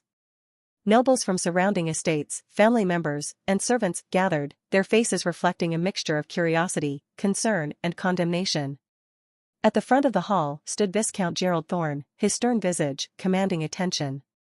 Beside him, Eleanor Thorn sat with a cold, impassive expression, her eyes fixed on the proceedings. A heavy oak table separated them from Lucavian, who stood in the center of the room, flanked by two stern-faced guards. Gerald raised his hand, signaling for silence. The murmurs that had filled the room died down, and all eyes turned towards the Viscount. Today, we gather to address the grave transgressions committed by Lucavian Thorn, Gerald began, his voice echoing through the hall. His actions have brought disgrace upon our family and have violated the trust placed in us by the Valoria family. Lucavian stood still, his eyes fixed on the floor. The weight of his actions and the judgment of his family bore down on him heavily. Gerald continued, the Duke of Valoria has nullified the engagement between Isolde and Lucavian, and he demands a punishment befitting the crime. It is our duty to ensure that justice is served and that the honor of the Thorn family is upheld. He turned his gaze to Lucavian, his eyes cold and unforgiving. Lucavian Thorn, do you have anything to say in your defense? Lucavian lifted his head, meeting his father's gaze. The defiance that once burned in his eyes was still there. I did not commit such a crime. A murmur of disbelief swept through the room. The assembled nobles and family members exchanged glances, their faces a mixture of skepticism and disdain. Gerald's expression hardened, his eyes narrowing. Do you expect us to believe that after all that has happened? Gerald's voice was cold and unforgiving. Before Lucavian could respond, his brother Alistair stepped forward, his eyes blazing with anger. Even after all this time, you're still trying to lie? To deny your actions? Lucavian shook his head, his voice steady. I am not lying, Alistair. I swear, I did not commit this crime. Swoosh! Alistair's fury erupted. His hands ignited with fire, the flames dancing dangerously close to Lucavian's face. How dare you? You think you can deceive us all with your lies? You're a disgrace to our family. Lucavian pulled back, the heat of the flames scorching his skin, but his eyes remained resolute. I'm telling the truth. Before the situation could escalate further, Gerald's voice cut through the tension like a blade. Enough, Alistair. The flames in Alistair's hands flickered and died, but his anger was far from extinguished. He stepped back, his eyes still burning with fury as he glared at his brother. Gerald's gaze shifted back to Lucavian, his expression unreadable. Cease your worthless claims. As the gaze fell down to Lucavian, he pursed his lips. Yes, father. Gerald's cold eyes remained fixed on Lucavian. Your punishment has been decided. You will be sent to the Valerius Plains to serve on the front lines of the war. You will fight until the war is won or until you fall in battle. This is the only way to atone for the disgrace you have brought upon our family. What? He will be sent to the front lines? At such an age? The whispers grew louder, filled with shock and disbelief. The war on the Valerius Plains had been raging for 7 years, and its brutality was well known. The enemy empire was the strongest force across the whole continent, and sending a young child who had yet to celebrate his 15th birthday banquet to such a battlefield was seen as a death sentence. This is madness, someone whispered. How can they expect him to survive out there? He's just a boy, another voice added. He won't last a day in that hell. That must be the point. After all, they are trying to suit the Iron Duke and the royal family. The punishment given should be befitting to such titles. Indeed, that must be the case. Eleanor's face remained a mask of cold indifference, as did Alistair, who seemed unperturbed by the murmurs, his anger still smoldering. Gerald raised his hand, commanding silence once more. The decision is final. Lucavian's actions have brought disgrace upon us all, and this is the only fitting punishment. He will prove his worth and seek redemption on the battlefield. He paused, his voice echoing through the hall. Is that clear? Lucavian raised his head, his eyes locking onto the Viscount. The fierceness in his eyes was gone, replaced by a deep sadness and resignation. Father, is this your will? Gerald's gaze remained cold and unyielding. Yes, that is my will. Lucavian nodded slowly, his shoulders sagging under the weight of the verdict. I understand, father. Gerald's expression hardened even further. I am not your father. Lucavian's face fell further, but he nodded again, accepting the finality of his father's words. Understood, Viscount. The room fell silent again, the gravity of the situation settling over everyone present. Gerald's expression softened for just a moment, a fleeting glimpse of the father he once was, before it hardened once more. Take him away, he ordered the guards. He leaves at first light. Alara Valoria stood in the grand hall of her family's estate, the once familiar surroundings now feeling oppressive and cold.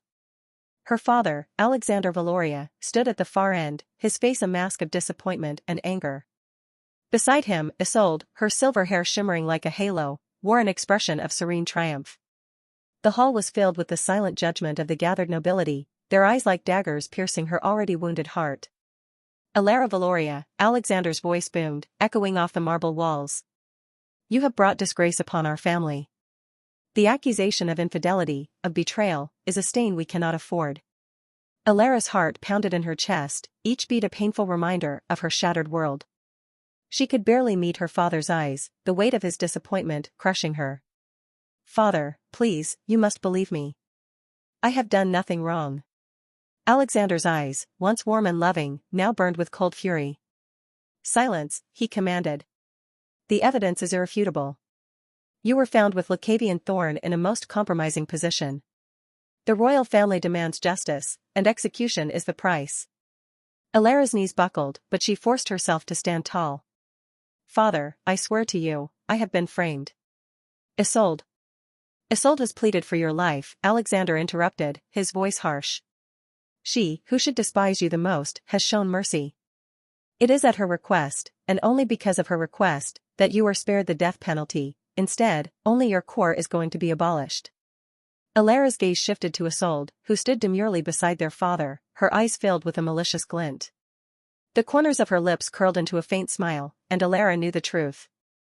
This was not mercy, it was cruelty. Isolde wanted her to suffer more than death could ever bring. For an aspiring mage, losing one's core meant a fate that was worse than death.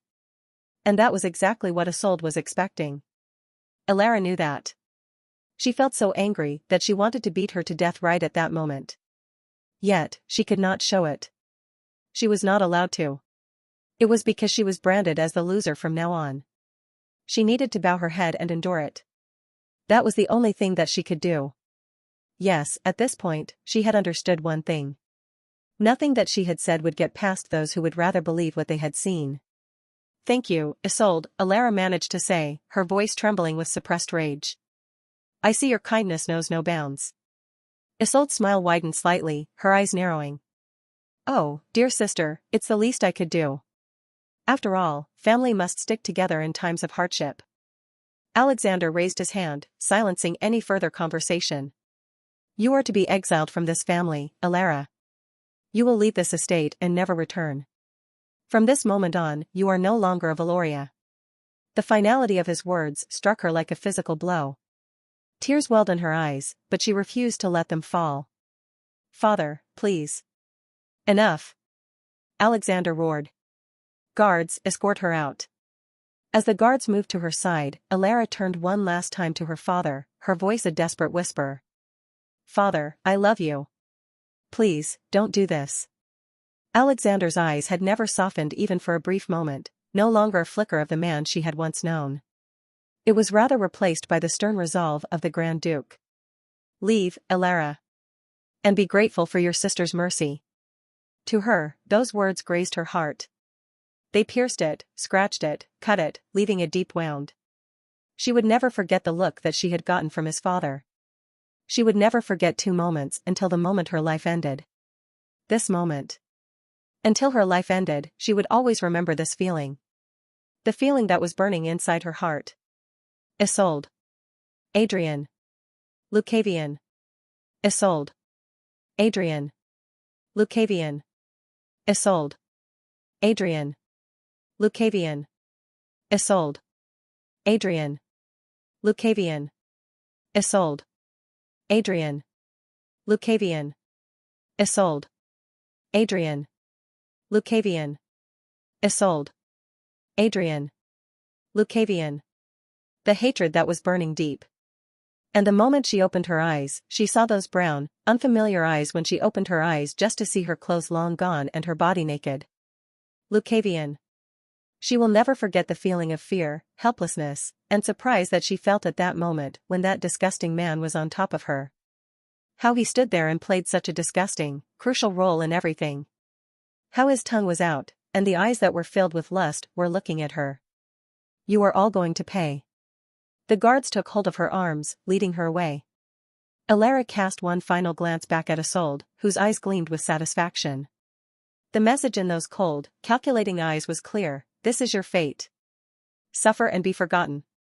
As the grand doors of the Valoria estate closed behind her with a resonating thud, Elara felt the finality of her banishment sink in. The lush gardens and opulent halls that had once been her sanctuary were now as distant as a dream. The guard's grip on her arms was firm, and they led her away from the life she had known into an uncertain and hostile world. She was taken to a carriage waiting at the edge of the estate. Up to this moment in her life, she had traveled countless different times with a carriage. Since she was the rightful heir of the family, she was called to the countless different banquets. And each time when that happened, she would always travel with a special one, the carriage adorned with the insignia of the House Valoria. The pride of the empire. Yet that crest was no longer there, nor was the comfortable carriage that she had ridden before. Now, it was just a plain carriage, a cruel reminder of the family that had cast her out. The guards unceremoniously pushed her inside, and the door shut with a metallic clang. Through the small window, she caught a last glimpse of her home, now lost to her forever. The carriage began to move, the wheels creaking against the cobblestones. Elara sat in silence, her mind replaying the events that had led to this moment. The betrayal, the accusations, and the merciless judgment of her father weighed heavily on her heart. But amid the sorrow and despair, a fierce resolve began to take root. Isolde. Adrian. Lucavian, she repeated their names in her mind, each one a burning ember of hatred. They had orchestrated her downfall, and for that, they would pay. She would endure this exile, survive it, and one day, she would return to reclaim what was rightfully hers. It was the moment when the protagonist finally opened her wings to the world, yet the process was an arduous one. Flicker. A dimly lit room. The plays of shadows were spread all across the place. It was lavishly decorated, filled with luxurious fabrics and ornate furniture, a testament to her newfound status. The air was thick with the scent of lavender, meant to soothe and calm, but tonight, it carried a hint of triumph and excitement. Under the darkness, a certain young man opened the door, his footsteps silent on the plush carpet. His eyes gleamed with anticipation as he approached the young girl, who sat at her vanity, brushing her long, silver hair. She turned to face him, a sly smile playing on her lips. Everything went perfectly, the young man said, his voice low and filled with satisfaction. Elara is gone, exiled. We are finally free of her. The young woman set her brush down, each of her movements graceful and elegant. She stood, crossing the room to meet him. Yes, my dear Adrian. We have succeeded. She never saw it coming. All those years of pretending, of playing the sickly sister, have finally paid off. He wrapped his arms around her, pulling her close. And now, nothing stands in our way. We can finally be together without any obstacles. The girl rested her head against his chest, feeling the steady beat of his heart. It's a relief, isn't it? To know that we have outsmarted everyone. Elara was always so blind and trusting. She never questioned my motives, never suspected a thing. Adrian's grip on her tightened, his lips brushing against her temple. She was too naive to see the truth. But now, she's gone, and we have everything we ever wanted. Just as you wanted, my Isolde. It was evident that he was yearning for something more. Yet Isolde didn't let him do as he pleased. She put her hand right before his lips, blocking his movement. And then she mumbled, "Were you able to find what I had wanted?" Adrian stopped in his tracks, taking the signal. His face looked disappointed as he shook his head. Not yet. We are still looking for that. You know how important that is to me. I know. That is why I am doing my best to obtain it. The disciple of the court magician is looking for it already. Hearing this, a smile spread over her face. A smile that looked captivating yet poisonous at the same time. I am glad, she said, slightly turning back. Then she tilted her head up, her eyes locking with his. The flickering candlelight cast a seductive glow over her features. She reached up, her fingers tracing along his jawline. And now, my dear Adrian, we have the entire night to celebrate our victory. Adrian's eyes darkened with desire as he leaned in, capturing her lips in a slow, deliberate kiss. Isolde responded eagerly, her body pressing against his. She felt his hands roam over her back, pulling her even closer. Breaking the kiss, Isolde gazed up at him, her lips curling into a teasing smile. Shall we toast to our success? She stepped away, her fingers trailing down his arm as she moved to a nearby table. She picked up a crystal decanter filled with wine and poured 2 glasses, handing one to Adrian. Adrian took the glass, his eyes never leaving hers. To our future, he said, raising the glass. Isolde clinked her glass against his, her eyes sparkling with mischief. To our future, she echoed before taking a sip. She set her glass down and sauntered back to him, her movements languid and purposeful. She reached up, unbuttoning the top button of his shirt, her fingers brushing against his skin. We have all the time in the world now, she whispered, her voice low and sultry. No more secrets, no more hiding. Adrian's breath hitched as she continued to undress him, her touch igniting a fire within him. He grasped her waist, pulling her flush against him. You're right, he murmured against her lips. We're free. Isolde's hand slid up to his shoulders, pushing his shirt off. Free to do whatever we want, she purred, her lips brushing against his neck. She nipped at his skin, eliciting a low groan from him. Adrian's hands roamed over her body, his touch growing more insistent. You drive me crazy, he admitted, his voice rough with desire. Isolde chuckled softly, her fingers tangling in his hair. Good, she whispered. Because I intend to drive you wild tonight. Their lips met again in a heated kiss, their bodies pressing closer. Isolde's hands worked quickly, undressing him with practiced ease. Adrian's hands were equally busy, exploring every inch of her body. As the night wore on, they reveled in their newfound freedom, their passion and desire to consume them. The room, once filled with shadows and uncertainty, now echoed with their shared triumph and the promise of a future built on their cunning and ambition. Sometimes, things in our lives do not go the way we want. We try our best and do everything we can. We put all our effort, our hopes, our desires, and everything into the thing that we desire. We would hope that we become successful after doing everything that we can do for it. Of course, not everyone can put in the same effort, and some other people do more, but would it be wrong to want something and desire to have it? It is not wrong, is it? But, then, sometimes we fail. Even after putting in all the effort, we fail, hitting the wall. What would happen when this happens? Feelings would overtake, wouldn't they? Sadness, tiredness, anger, regret, disappointment, all these feelings would overtake our minds. Many of you might have experienced failure from an early age in your life. Not everyone can always be successful, after all. Then, what is the thing that would keep you going even after you have faced countless failures? What could give you the motivation to move forward? I am pretty sure there would be many people who would give this question a similar answer. Family. When we fail at life, when we feel like we cannot move forward. At those times, our family could be the reason why we would be able to move once again, standing up. It could be for seeing the smile on one's father's face, being able to make their mother experience the life that she could have never had, being able to follow the footprints of your elder siblings, being a good example to your younger ones. At least that was the case for me, though I don't know if the same applies to you. For me, my family had been the reason I was able to push myself forward even while I faced failures over and over again. When I failed to construct the first line of Thorn's spear, my father's disappointed but patient eyes pushed me to try harder. When I failed to grasp our family's fire arts, my brother Alistair spent extra hours with me, showing me the techniques again and again. When I failed to make the correct judgments to the questions my father asked, my mother's gentle encouragement kept me from giving up. When I failed to reach the strength that my brother and predecessors had at the same age, the memory of my family's unwavering belief in me drove me to keep training, keep striving, and keep hoping. Family was everything to me. It was the reason I could endure, the reason I could rise after every fall. And that is why, right at this moment, I can't breathe. The heart that would beat on the left side of my chest feels clumped. The world looks blurry. I can't think straight at all. I can't look into anyone at all. Is it because I feel ashamed? It is not. Because I know that once I take a look at them, I will see those expressions again. My father's cold words, my mother's disappointment, and my brother's anger, they crushed me in ways no failure ever had. I had always believed that no matter what, my family would be my pillar, my unwavering support. How could I know that even having hope would hurt this much? At this very moment, how could I know that the disappointment would make me unable to breathe? If not even my family would not believe my words, how can I expect anyone else to do so? If, in this world, the people who became the reason that I pushed myself to move forward look at me like that, how can I speak? How can I do anything other than accept this? The anguish is overwhelming.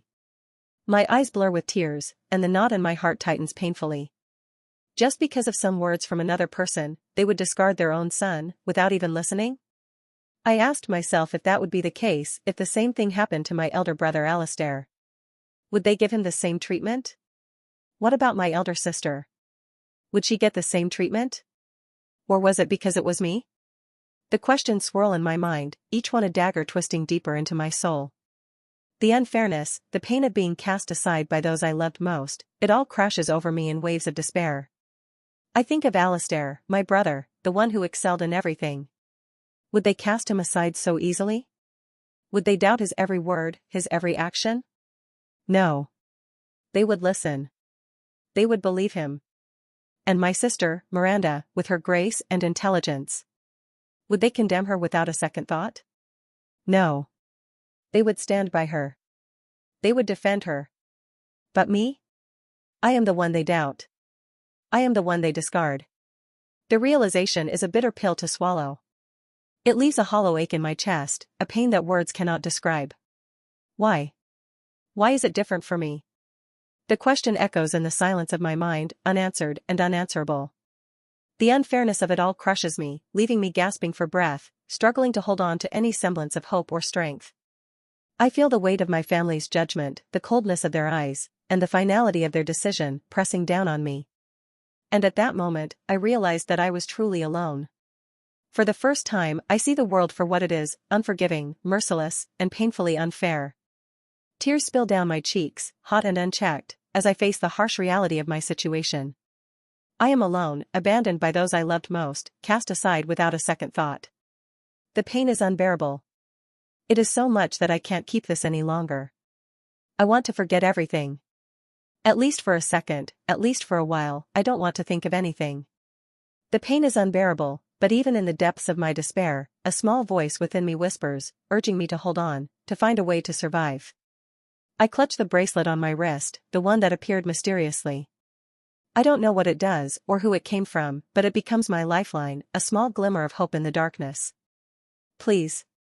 Can I survive this ordeal, not just physically, but emotionally and mentally?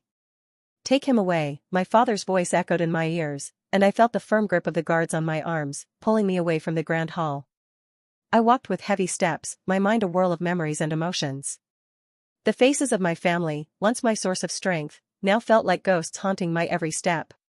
First light, the guard muttered as we passed through the mansion's corridors, and I knew that tomorrow would bring a new and terrifying reality. As we reach the same confinement room, the door gets closed once again.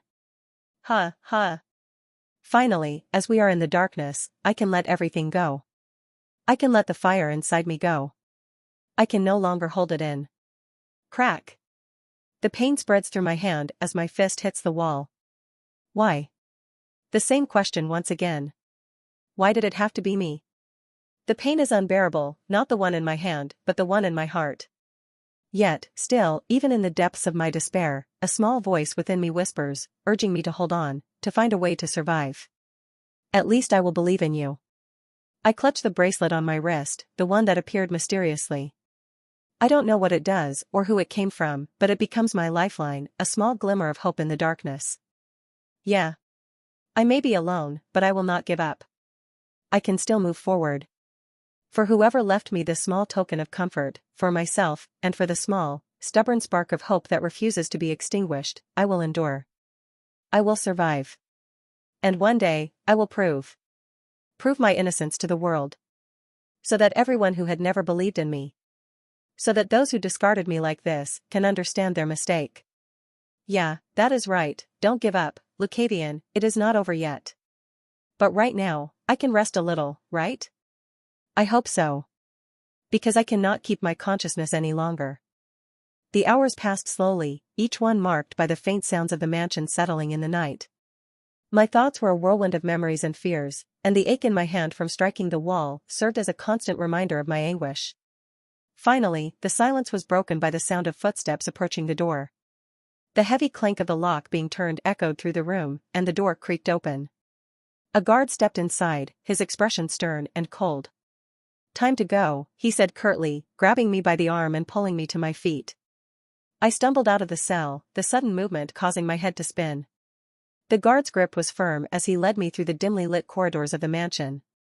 We passed through the main hall, where the weight of my family's judgment still lingered, before stepping out into the cold night air. A carriage awaited us, its dark, wooden frame illuminated by the flickering light of a nearby lantern. "Enter." From the side, the voice of a knight echoed. I didn't even feel the need to look at him or confirm. I just complied and followed what he was saying. Growl. My stomach growled, most likely because of the fact that it was kept empty for a while. But it was not like there was something I could do about it. Creak. In 1 week, I had been moved countless different times, from the Duke's mansion, to my own family's, and now to another place. Just as I entered the carriage, my eyes captured something. There, slightly hidden behind the trees, was a young girl. The torch of the people around me revealed her face, and I recognized her immediately. Eliza. Her presence took me by surprise. I remembered her as the somehow clumsy but cute maid, always trying her best, despite her occasional mishaps. But why was she here? As our eyes met, Eliza flinched and then turned away, disappearing into the shadows. Not that it mattered, as the knight grabbed me from my arms and then pushed me into the carriage. Thud. The door closed with a heavy thud, sealing me inside. The carriage jerked forward, and I was plunged into darkness, the only light coming from the flickering torch outside. The rhythmic clatter of the wheels on the cobblestone road filled the silence, a constant reminder of the journey ahead. I tried to steady my breathing, to calm the tumultuous storm of emotions raging within me.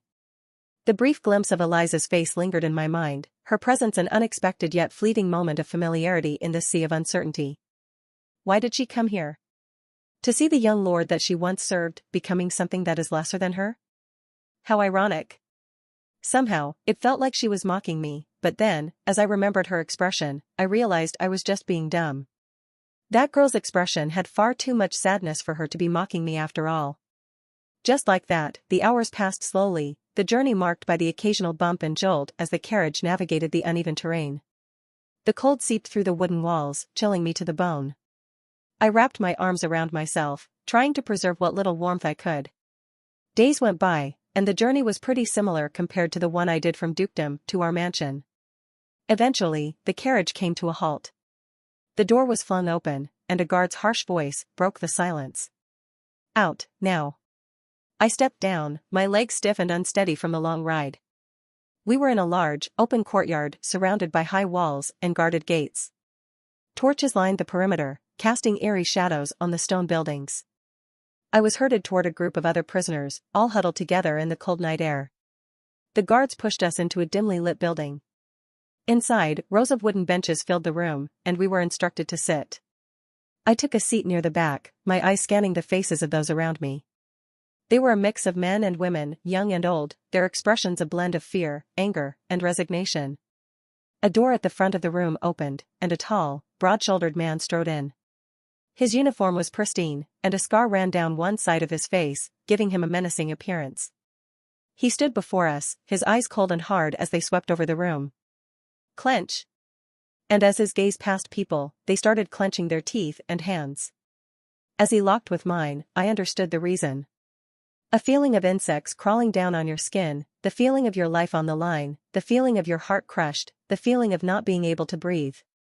All of them happened at the same time, this time physically. My body reacted on its own, trying to cope with the pain and the pressure. It somehow made me remember the Duke and what happened at that time. Of course, what was happening right now could not come closer to that at all, as this pressure was a lot more bearable than at that time. Right, they call this romance fantasy for a reason. At that time, my memory was hazy, and I was not able to understand what was happening before me, but now I could. This is killing intent. The Duke was releasing his killing intent at that time. I had partially experienced it beforehand from my father, but none of them were to this extent. After pressuring us for a while, the man retrieved his pressure back. Thud. Many people fell down after the pressure was relieved. Hoa. They were breathing heavily, me included. Even if I was able to keep myself standing, not being able to breathe still affected me. I am Captain Stroud, he announced, his voice rough and commanding. I am the military supervisor overseeing you lot. You've all been sentenced to serve on the front lines, and let me make one thing clear, you are here because you are expendable. The room was filled with the sound of labored breathing as Captain Stroud surveyed us with a look of disdain. He had established his dominance, and the fear was palpable among the prisoners. You are criminals, Captain Stroud continued, his tone filled with contempt. You have disgraced yourselves and your families, and now you will atone for your crimes with your lives. Do not expect sympathy or leniency. You will be treated as the lowest of the low, and your only chance of redemption is to fight and die for the Empire. He began to pace again, his heavy boots echoing in the silent room. You will be given basic training, but do not mistake this for an opportunity to prove yourselves. You are fodder, nothing more. Your lives are worth less than the weapons you will carry. The murmur of fear and anger that rippled through the room was quickly silenced by Captain Stroud's sharp glare. Discipline will be maintained at all times. Any attempt to escape or disobey orders will be met with immediate execution. Do I make myself clear? A chorus of reluctant affirmations followed, and Captain Stroud nodded in satisfaction. Good. You will begin your training at first light. Until then, you will be confined to your quarters. Remember, your lives are forfeit, and your only hope is to serve the Empire with what little dignity you have left. With that, he turned and strode off the platform, leaving us to ponder the grim fate that awaited us. Just as I felt like the world had stopped, suddenly he turned back.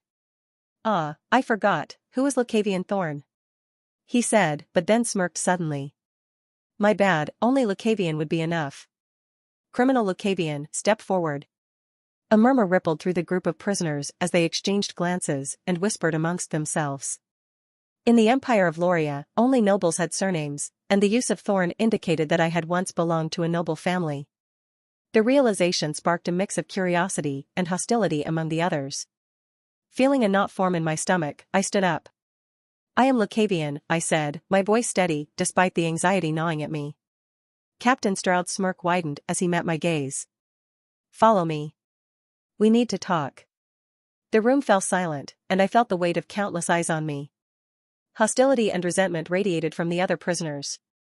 To them, I was a fallen noble, most likely. A symbol of the privileges they had likely never known. But I couldn't afford to care about their opinions now. My focus was on surviving, and for that, I had to follow Stroud. I stepped forward, feeling the tension in the room rise as I walked past the others. Their glares burned into my back, but I kept my head high and my gaze forward.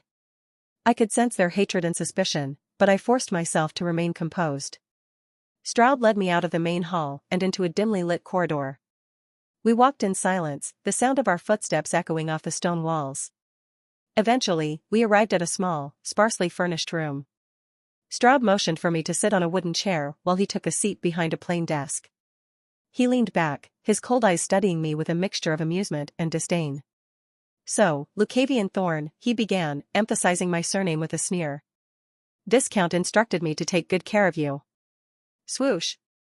And then, suddenly, he moved, his fist reaching down to my stomach. Thud. Stroud's fist collided with my stomach, knocking the wind out of me. I doubled over, gasping for breath, the sudden pain radiating through my body. Thud.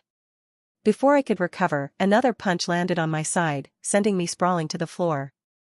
Get up, Lucavian Thorn, Stroud sneered, towering over me. The Viscount instructed me to take good care of you, and I'm just following orders. I struggled to my feet, my body protesting with every movement. Stroud didn't give me a chance to steady myself before he struck again, a swift kick to my ribs that sent me crashing into the wall. The taste of blood filled my mouth, and I knew that this beating was meant to break me, to remind me of my place. "You're nothing here," Stroud spat, grabbing me by the collar and hauling me up. "Just another criminal, another piece of expendable fodder. Do you understand that?" I nodded weakly, the world spinning around me. But I refused to give him the satisfaction of seeing me beg or plead. I would endure this just as I had endured everything else. "Good," he said, his voice dripping with contempt. "Remember that. You will receive no special treatment, no favors. You will fight and die like the rest of them." He released me, and I crumpled to the floor, every part of my body screaming in pain. Stroud stood over me, his cold eyes gleaming with satisfaction. "Get up," he ordered. "Your training will start tomorrow. Though, as a noble, you should already know a thing or two, or maybe not." Stroud's command rang in my ears, and with a painful effort, I forced myself to my feet, my vision swimming. The taste of blood lingered in my mouth, and every part of my body screamed in agony. But I stood, refusing to let him see me broken. "You are dismissed," he said, his smirk still in place as he watched me struggle to remain upright. I turned and left the room, my steps unsteady and my mind reeling from the beating. As I stepped into the corridor, I was greeted by a soldier standing by the door. He had broad shoulders and a strong, chiseled face, his eyes cold and assessing as they met mine. "I'm Sergeant Bran," he introduced himself, his voice devoid of emotion. "I'll be taking you to the barracks, where you and the other prisoners will spend the night." I nodded, too exhausted to respond verbally, and followed him down the dimly lit corridor. The silence between us was heavy, the only sound was the echo of our footsteps on the stone floor. My mind raced with thoughts of what lay ahead, the fear and uncertainty gnawing at me. As we walked, Sergeant Bran glanced at me, his expression unreadable. "You're young to be in a place like this," he said quietly, his voice carrying a hint of curiosity. "What did you do to end up here?" I hesitated, unsure of how to answer. "It's a long story," I finally said, my voice hoarse. "One that involves accusations I didn't have a chance to refute. That is what all the criminals here say all the time." He replied.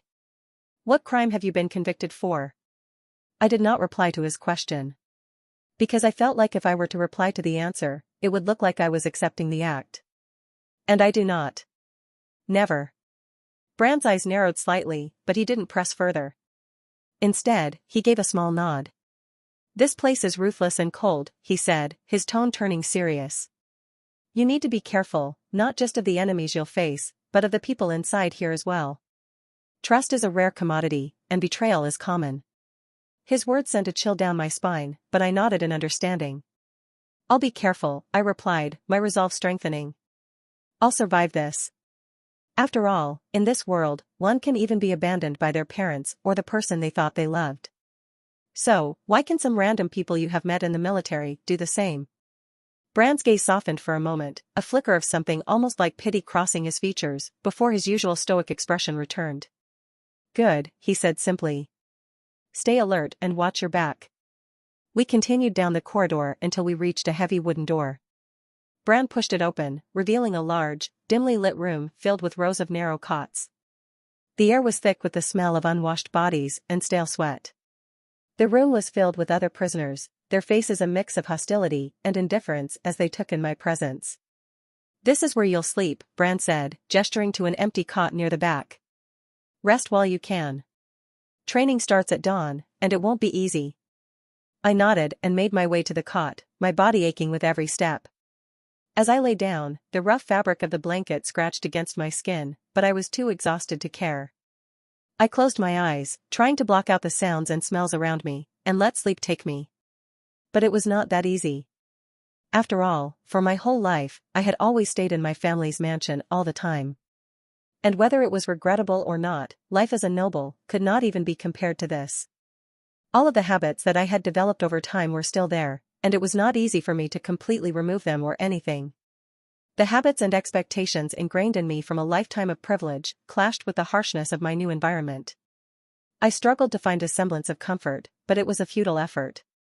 The sounds of restless prisoners, the creaking of cots, and the occasional muffled whispers added to my unease. Just as I was beginning to drift into a fitful doze, a presence loomed over me. My instinct screamed at me, and I turned quickly to see three figures towering above me, their expressions dark and menacing even in the dim light. My heart pounded in my chest, a mix of fear and adrenaline surging through my veins. One of them, a burly man with a scar across his cheek, stepped forward. His eyes burned with hatred and anger. Before I could react, his hand shot out, wrapping around my throat in a vice-like grip. "It's because of you nobles that I'm here," he snarled, his voice low and venomous. His grip tightened, cutting off my air supply, and I gasped, struggling to breathe. Panic set in as I clawed at his hand, but his strength was overwhelming. With a swift motion, he drew back his other fist and slammed it into my face. Thud. Pain exploded behind my eyes, and my vision blurred. The taste of blood filled my mouth as I tried to regain my bearings. The other two men watched with grim satisfaction, their faces twisted with anger and resentment. They were taking out their frustrations on me, seeing me as the embodiment of the injustice they had suffered. "You think you're better than us?" the man holding me spat, his grip unrelenting. "You think your fancy title means anything here?" I couldn't answer, couldn't even breathe, as he continued to squeeze. My vision darkened, and my strength began to fade. Desperation clawed at me, and I kicked out, trying to break free, but it was no use. I even moved my mana to enhance my body, but since I had yet to reach the second realm, I was not able to gather enough strength at all. Adding to the fact that I was hungry and tired, my body hadn't prioritized my mana at all.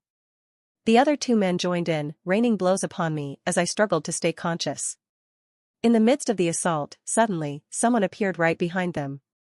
It was Sergeant Bran.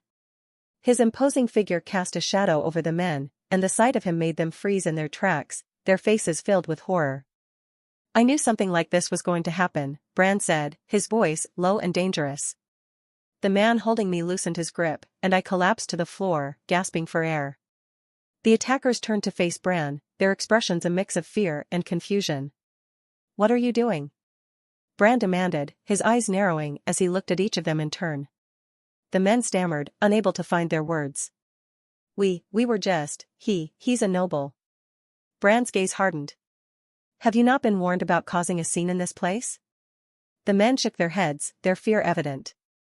"We didn't know, Sergeant. Nobody told us." Bran smirked a cold, merciless smile that sent a shiver down my spine. "If you didn't know before, you know now." Swoosh. With a swift motion, Bran drew his blade, and before the attackers could react, he swung it in a deadly arc. Thud. Thud. Thud. The sound of steel slicing through flesh filled the air, and the heads of the three men fell to the ground, their bodies collapsing in a lifeless heap. The room fell silent, the only sound the dripping of blood on the cold stone floor. The other prisoners watched in stunned horror, their faces pale and their eyes wide with shock. Bran wiped his blade on one of the fallen men's shirts, then sheathed it. He turned to the rest of the room, his expression stern as if nothing happened. "Let this be a lesson to all of you," he said, his voice cold and authoritative. "There will be no tolerance for insubordination or violence within these walls. You are here to train, to fight, and to die for the Empire. Any deviation from that will be met with the harshest punishment." No one could answer at all. I lay on the cold, hard ground, my body throbbing with pain from the assault. My throat ached from the strangulation, and my face felt like it had been smashed with a hammer. But none of that compared to the horror unfolding before me. Bran's swift, brutal justice left me paralyzed with shock. The severed heads of the three men rolled on the ground, their lifeless eyes staring blankly. Blood pooled around their bodies, seeping into the cracks in the stone floor. The metallic scent filled the air, mingling with the stench of sweat and fear. I wanted to look away, but my eyes were locked on the gruesome scene. The prisoners around me were similarly stunned, their faces pale and their expressions a mix of terror and disbelief. Bran's words echoed in the silence, a grim reminder of the ruthlessness that governed this place. The sergeant's gaze swept over the room, and his eyes met mine for a brief moment. There was no sympathy in his expression, only a cold, unwavering authority. He had made his point, and the message was clear: obedience or death. And then his gaze shifted to me, taking in the bruises and cuts on my face from the assault. His expression felt like it softened slightly, though his voice remained authoritative. "Soldier Lucavian, follow me to the infirmary. We need to get those wounds taken care of." I nodded, still in shock from the brutality I had just witnessed. As I moved to follow Bran, he turned to the rest of the prisoners, his eyes hard and unforgiving. The rest of you, clean this place up. You stood by and did nothing while this happened, so you are all responsible for this mess. If I come back and see any remains of this, every one of you will be whipped. The prisoners murmured amongst themselves, their faces pale with fear. They quickly began to move, gathering cleaning supplies, and starting to scrub the blood-stained floor. Bran led me out of the room and down a dimly lit corridor. I couldn't shake the image of the brutal execution from my mind, the cold efficiency with which Bran had dealt with the attackers. Are you surprised? Bran asked, his voice breaking the silence. I nodded, still processing everything that had happened. Yes, I am. Bran glanced at me, his expression unreadable. Are you disgusted? Is your body churning with what you just saw? Again, I nodded. Yes. He sighed a weary sound that seemed to carry the weight of countless experiences. Get used to it. Things like this will be a part of your life from now on. Once you're sent to the battlefield, you'll see much worse. Things that are much more churning, more brutal. The battlefield never tolerates hesitation or weakness. His words were a harsh reminder of the reality I now face. I knew he was right, but it didn't make it any easier to accept. The thought of what lay ahead filled me with dread, but I forced myself to push it aside. I had to survive, no matter what. We continued walking in silence until we reached a small room marked infirmary. Bran pushed the door open, and we stepped inside. The room was dimly lit, with a single lantern casting a warm glow over the space. A woman in her 30s, maybe 40s, stood by a cot, tending to a soldier's injuries. Her skin was wrinkled, and her hair fell slightly to the right side, giving her a somewhat disheveled appearance. Her face was ordinary, especially compared to the beauty of Isolde, who I had known for so long. TSK. I clicked my tongue inwardly, as just seeing a random woman made me remember her. Now, I feel like anger and disgust rising from my chest. Whenever I remembered her existence, it seemed this was going to happen for a while. Layla, Bran said, his tone softening slightly. Please check this. Layla looked up, her eyes meeting Bran's with a familiarity that spoke of a long-standing acquaintance. She nodded and turned her attention to me, her expression professional and compassionate. Somehow, it looked like they were in a relationship. I did not know since I was not familiar with such things. Even now, when I was in the mansion, I had not attended many social gatherings or events. I failed on that part. What happened? She asked, her voice gentle as she gestured for me to sit on a nearby cot. Assault, Bran replied succinctly. He needs to be patched up for tomorrow's training. Layla nodded again, moving to gather her supplies. As she worked, her hands moved with practiced ease, first starting with cleaning my wounds. Her touch was gentle yet firm, and I could feel the sting of antiseptic as she worked. Despite the pain, there was something soothing about her care. And that made me remember the touch that mother would give to me, but then, once again, I was forced to remember what they did to me and what situation I was in. Never forget, Lucavian. Never. After a few moments, she began to channel her healing magic, a soft glow emanating from her hands as she passed them over my injuries. As the healing warmth spread through my body, I could feel the pain ebbing away. It was a strange sensation, almost like a gentle wave washing over me, mending the damage from within. Layla's brow furrowed in concentration, and I couldn't help but marvel at the power she wielded so effortlessly. You're really young, Layla remarked, her voice gentle and filled with curiosity. How did you end up in a place like this? The question hung in the air, and I felt a knot form in my throat. The memories were still too fresh, too painful to share. I remained silent, my eyes downcast. Bran stepped in, his voice matter of fact. This kid is a criminal and a fallen noble. Name's Lucavian Thorn. Layla's eyes widened slightly, and she looked at me with renewed interest. Thorn? Never heard of that family before. It was just a viscounty in the countryside, I replied quietly, the words bitter on my tongue. Layla nodded slowly, a thoughtful expression on her face. Well, Lucavian Thorn, you're not the first noble I've seen fall from grace. But remember, everyone gets a second chance here. It's up to you what you do with it. Either you fall on the battlefield, or you survive and prove yourself. Her words were kind, but they carried a weight that pressed down on me. The idea of a second chance was both a comfort and a challenge. I knew I had a long road ahead, filled with trials and dangers, but I was determined to seize whatever opportunity came my way. As Layla finished her healing, the warm glow of her magic faded, leaving my body feeling rejuvenated. The pain had lessened significantly, and the bruises and cuts were now just faint marks on my skin. "That should do it," Layla said, stepping back to admire her work. "Just be careful next time, as this place will not be this empty in the daytime." I nodded, rising from the cot. "Understood, Miss Layla." Layla smiled softly at my formality, a faint hint of amusement in her eyes. "Miss Layla, huh? It's been a while since anyone called me that," she said with a small chuckle. "You can go now. And remember, be careful." "I will." She waved her hand dismissively, and Sergeant Brand gestured for me to follow him. We walked back through the dimly lit corridors in silence, the weight of the day's events heavy on my mind. As we approached the barracks, Brand glanced at me. "Try to get as much sleep as you can," he advised. "I know it won't be easy, but you'll need it. Tomorrow, your training begins, and from what I've seen, Captain Stroud is likely to make things harder for you." I nodded, understanding the gravity of his words. "I understand, Sergeant. I'll do my best." Brand gave a curt nod and clapped a hand on my shoulder. "Good. Keep that determination, Lucavian. It will serve you well." With that, he left me at the entrance to the barracks. I stepped inside, feeling the eyes of the other prisoners on me. Their expressions ranged from indifference to curiosity and then to anger, but I ignored them, focusing on getting to my cot. As I lay down, the events of the night replayed in my mind. Brand's advice and the brutal reality of my new life, all of it swirled together, creating a maelstrom of emotions. But despite everything, I felt a small spark of hope. I would endure. I would survive. And I would prove myself, no matter the cost. Closing my eyes, I forced myself to relax, willing sleep to come. The barracks were quiet now, the other prisoners settled into their own uneasy rest.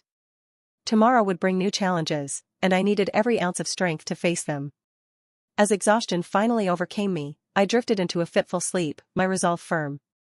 This was just the beginning, and I was determined to make it through, one day at a time. The shrill sound of a bugle pierced the silence of the barracks, jolting me awake. It was still dark outside, the sun had yet to rise. Groggy and disoriented, I quickly realized that this was our wake-up call. "Up and at 'em, everyone!" Sergeant Brand's voice boomed through the room, his footsteps heavy as he moved among the cots. "You have 5 minutes to get dressed and assemble in the yard. Move it!" I scrambled to my feet, my body protesting with every movement. The other prisoners were also stirring, some grumbling under their breath, but the fear of Brand's wrath spurred us all into action. I pulled on my rough uniform, the fabric coarse against my skin, and laced up my boots as quickly as I could. The barracks was a flurry of activity as we hurried to comply with Brand's orders. The air was thick with tension, everyone aware that any delay could result in punishment. I grabbed my belt, fastening it around my waist, and joined the stream of prisoners heading toward the door. Outside, the air was cold and biting, a stark contrast to the stuffy warmth of the barracks. The yard was illuminated by flickering torches, casting long shadows across the ground. We lined up in neat rows, shivering slightly in the pre-dawn chill. Captain Stroud stood at the front, his presence as commanding and intimidating as ever. His eyes swept over us, his expression hard and unforgiving. "Today marks the beginning of your 1-week training," Stroud announced, his voice cutting through the stillness. "You will have only 1 week to learn the basics. This is not because we believe you can master anything in such a short time, but because time is a luxury we do not have." He paused, letting the gravity of his words settle over us. "Each of you will be taught how to use a spear. It is the simplest and most effective weapon for those with limited training. It requires less skill than a sword and allows you to keep your enemy at a distance. Consider yourselves fortunate that you will have at least this much instruction before being sent to the front lines." A murmur of apprehension rippled through the ranks. The thought of being thrust into battle with such minimal preparation was terrifying, but there was no room for protest. Stroud's gaze sharpened. "You will be taught to march, to follow orders, and to fight as a unit. You will learn to trust your spear and the man beside you. There will be no time wasted. Any failure to keep up, any sign of weakness, and you will be left behind or worse." Sergeant Brand stepped forward, a bundle of spears in his hands. He began handing them out, one by one. These are your lifelines, he said. Treat them with respect, or they will be the last thing you ever hold. As I took the spear, its weight felt both foreign and familiar in my hands. Foreign because the spear that was in my hands was not the one I had used while training. It was different, with a slightly different center of gravity. But a spear was a spear. The weapon that I had used all my life, even though I was never good at it. Indeed, even here, it all comes to this, isn't it? I thought to myself, feeling the weapon in my hand. It had been a while since I had fought with a spear, and the ache in my muscles reminded me just how long it had been since I had properly moved my body. The week of confinement, the beatings, and the lack of proper nutrition had taken their toll. Every muscle felt sore, and the weight of the spear, though familiar, felt almost too much to bear. Form up, Bran commanded. We'll start with basic stances and movements. Follow my lead, and pay attention. Your lives depend on it. We arranged ourselves into lines, trying to mimic Bran's posture as he demonstrated the fundamental positions. He moved with a fluidity and precision that spoke of years of experience. The newcomer, on the other hand, was different. Many tried to mimic Bran's posture as he had demonstrated the fundamental positions. Feet shoulder-width apart, knees slightly bent, Bran instructed. Hold the spear with both hands, one near the base and the other about halfway up the shaft. Keep the tip pointed forward, ready to thrust. As everyone moved through the exercises, I noticed Captain Stroud weaving through the ranks, his cold eyes assessing each of us. Eventually, Stroud stopped directly in front of me, his presence commanding and intimidating. He watched me with a sneer, his gaze flicking to the spear in my hands. It seems you know your way around a spear, Thorn, he said, his tone mocking as he emphasized my surname. Isn't that right? A fallen noble from a spear family, if I recall correctly. His words stung, but I kept my expression neutral, refusing to rise to his bait. Stroud smirked, clearly enjoying the tension. Wouldn't it be fitting for someone from a spear family to demonstrate how it's done? He continued, his voice dripping with sarcasm. Let's see if you can show us all how a noble handles a spear. The eyes of my fellow trainees were on me, their expressions a mix of curiosity and resentment. I took a deep breath, steadying myself. This bastard was mocking me, but I already knew even if I wanted to go against him, I could do nothing. Thus, despite the pain and exhaustion, I stepped forward, gripping the spear tightly. I took my position, feet shoulder-width apart, knees slightly bent. I held the spear in the normal stance, one hand near the base and the other halfway up the shaft. I focused on the tip of the spear, feeling its weight and its balance. With a swift motion, I executed a series of thrusts and parries, each movement deliberate and controlled. The spear felt more natural in my hands with each passing second, muscle memory guiding me through the maneuvers. The soreness in my muscles faded to the background as I concentrated on the task at hand. At least, that was what I thought I did. Suddenly, my spear was wrenched downward, and I lost my grip. My eyes widened as I realized another spear was pressing down on mine, its tip aimed directly at the ground. I followed the shaft up to its wielder and found Captain Stroud smirking at me. Is that all you know? Stroud mocked, his voice dripping with contempt. Seeing this, I can understand why your family has abandoned you. With such measly talents, how did you dare to assault the heiress of the Duke? Laughter erupted around us, the trainees' eyes gleaming with a mixture of amusement and disdain. The sound of their derision cut deep, but Stroud wasn't finished. He raised his spear, pointing it directly at my chest. If you're angry, how about you show me your place? Rage flared within me, a burning inferno fueled by the injustice and humiliation I had endured.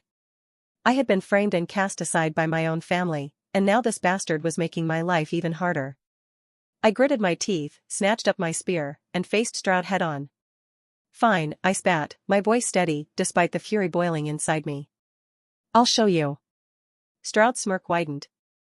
Let's see what you've got, Thorn. The onlookers fell silent, their curiosity piqued as the two of us squared off. I assumed my stance once more, this time my emotions getting the better of me. Stroud moved with a fluid motion, his spear poised and ready. Even with my measly experience, I knew he was good at spearing. I was not able to see any openings at all. Swoosh! Stroud made the first move, a quick thrust aimed at my midsection. I parried it, the force of the blow vibrating up my arm. The strength of the attack was so much that I felt like my hand would break. For the first time in a while, I felt such an attack. Thorn style. Rapid fangs. In such a state, I countered with a series of rapid jabs, trying to force him to step back. This was one of the moves that I learned. It was normally supposed to be supported by mana, but I was not in there. Stroud's eyes narrowed, and he came at me with a series of precise strikes. I blocked and dodged, my body moving on instinct. The soreness in my muscles was forgotten, replaced by a singular focus, to prove myself. Clank. For a moment, it seemed like we were evenly matched. The sound of clashing spears echoed through the yard, and the trainees watched in rapt silence. But Stroud was relentless, his attacks growing more aggressive. And after a bunch of seconds, with a sudden, powerful strike, he knocked my spear aside and aimed a thrust at my shoulder. I twisted away, but his spear grazed my arm, the pain sharp and immediate. I gritted my teeth and fought through it, refusing to back down. "Is that all you've got?" Stroud taunted, his voice low and mocking. I lunged forward with a fierce jab, catching him off guard. Pat. My spear scraped against his side, and he hissed in pain, but the wound was superficial. Stroud's smirk vanished, replaced by a cold fury. He came at me with renewed intensity, and I struggled to keep up. His spear moved with deadly precision, and he did not even hide his intent, and because of that, I wasn't even seeing what was before me. The force of his strike pushed me back, and I stumbled, my grip faltering. Clank. With a final, powerful thrust, Stroud disarmed me, my spear clattering to the ground. He pressed the tip of his spear to my throat, his eyes gleaming with satisfaction. "Remember your place, X-Thorn," he hissed. "You're nothing but a disgrace." "Remember your place, X-Thorn," Stroud hissed, the tip of his spear pressed firmly against my throat. "You're nothing but a disgrace." Thud. Before I could respond or even brace myself, Stroud's spear swung back and then struck my cheek with the blunt end. The force of the blow sent me sprawling to the ground, pain exploding across my face. My teeth throbbed, and my vision blurred. The metallic taste of blood filled my mouth as I tried to gather my senses. Stroud turned away from me, addressing the gathered trainees with a harsh tone. "Let this be a lesson to all of you," he declared, his voice ringing out across the yard. "On the battlefield, no one cares if you're a noble or a peasant. Your fancy spear techniques mean nothing when you're facing an enemy intent on killing you." He gestured disdainfully in my direction. "You are all expendables from now on. Your only focus should be on piercing forward and staying in formation. Do not think for a second that any of you are special. You are here to serve, to fight, and to die for the Empire." Stroud's gaze swept over the trainees, who were watching with a mix of fear and determination. "You are worth nothing," he continued coldly. "Your lives are forfeit the moment you step onto the battlefield. Remember that." I struggled to push myself up, my body aching from the assault. The humiliation and anger burned within me, but I knew there was nothing I could do at this moment. Stroud had made his point, and I had to endure it. "Now, if your stupid, lowly brains are capable of understanding this, then you are dismissed," Stroud barked. His gaze swept over the trainees one last time, making sure his point had been driven home. "You will eat your breakfast and have 1 hour of rest. After that, we will continue with your training." Dismissed. The trainees, including myself, moved toward the mess area with a mixture of relief and trepidation. The breakfast that awaited us was far from luxurious, a piece of stale bread, a boiled potato, and a hard-boiled egg. It was a meager meal, but it was sustenance, and that was all that mattered now. I took my rations and found a quiet spot away from the others to eat. My cheek throbbed where Stroud had hit me, and the pain in my teeth made chewing difficult. I gingerly bit into the bread, wincing as the hard crust scraped against my swollen gums. Each bite was a reminder of my humiliation, but I forced myself to eat, knowing I needed the energy for the grueling day ahead. The boiled potato was dry and tasteless, but I ate it quickly, trying to ignore the discomfort in my mouth. The egg was slightly better, its blandness was a small mercy against the pain. As I finished my meal, I considered visiting the infirmary. The thought of Layla's healing magic was tempting, but even the idea of walking there felt like a chore. Every part of my body ached, and the exhaustion was setting in. I decided to endure the pain for now and focus on getting through the day. I sat in the quiet spot, trying to gather my thoughts and calm my mind. The events of the morning had been a harsh reminder of the reality I faced, but I couldn't let it break me. The spear of my family, huh? The techniques of my family, whether you consider them fancy or not, did not matter when it did not involve mana in them. Lucavian, our family's spearmanship consists of two things, explosiveness and area control, my father had told me once. His voice was steady and authoritative, the weight of generations behind his words. With the spear, we have range, and the Thorn family has always been born with the aptitude to control fire better. I remembered standing in the training yard, a much younger version of myself, wide-eyed and eager to learn. My father's spear danced in his hands, the flames licking around the blade with a controlled ferocity. Our family spear style makes use of fire's explosiveness and area control with the spear's range, he had continued. A spear is a long-thrusting weapon, giving you high control of the space before you. But we also use slashes and other techniques to spread fire across our enemies, to dominate the battlefield. His spear moved in a wide arc, flames trailing behind it, creating a wall of fire that encircled him. The heat was intense, even from where I stood, and I felt a thrill of excitement and awe. The spear is not just about thrusting, my father had said, his eyes locking onto mine. It's about control. Control of your weapon, control of your fire, and control of the battlefield. The explosiveness of fire can break through defenses, and the area control can keep enemies at bay. I watched as he demonstrated a series of thrusts, slashes, and sweeping motions, each one precise and powerful, the flames responding to his every move. Remember, Lucavian, the spear is an extension of your will. It moves as you command, and the fire is your ally, your weapon. Master both, and you will be unstoppable. At that time I was very hyped by his words. I started practicing the spear at the age of 5, contrary to other people. At the start, everything was good. I was able to grasp the basics and spear control well. My control over my body was also good, and I was able to move smoothly with the spear in my hand. But then, everything changed when mana entered the equation. The moment I started using my family's art, the serpent flame art, everything completely fell apart. The serpent flame art was a special technique that required practitioners to engrave fire rings over their mana core. The process was intricate and required immense concentration and control. Each level was represented by the rings. The moment you would be able to engrave the first ring to your own body would mean the moment when you would be recognized as a mana user in the world. First stage core. Another explanation for this was global wording. Though, for our family art, it was called the first ring. I still remember the day my father taught me how to find my mana core. He had guided me through the process, his hand steady and his voice calm.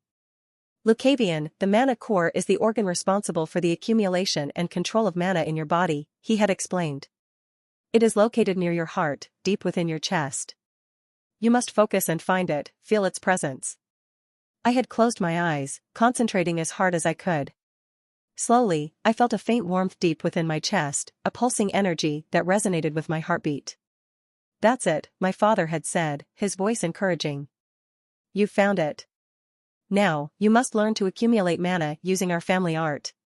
It's a process of engraving fire rings around your core, enhancing your control and power. He had demonstrated the technique, his body glowing with a fiery aura as he channeled mana into his core. The flames danced around him, controlled and precise.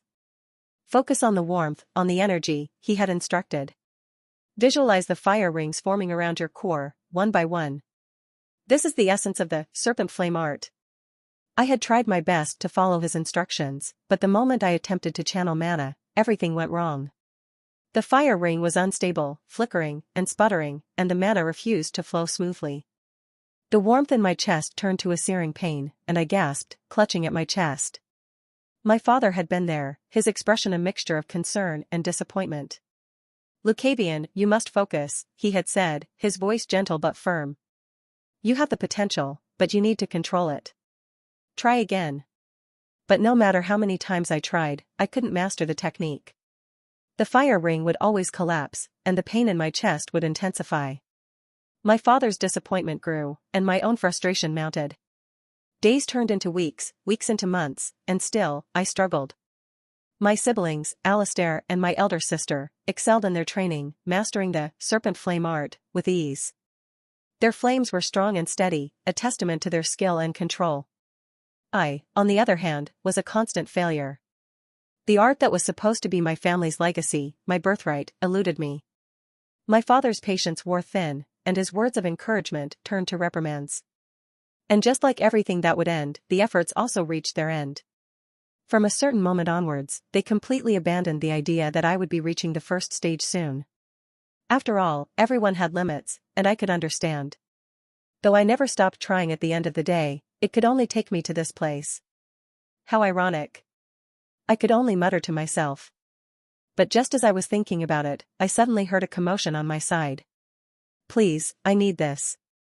I'm hungry," a frail voice pleaded.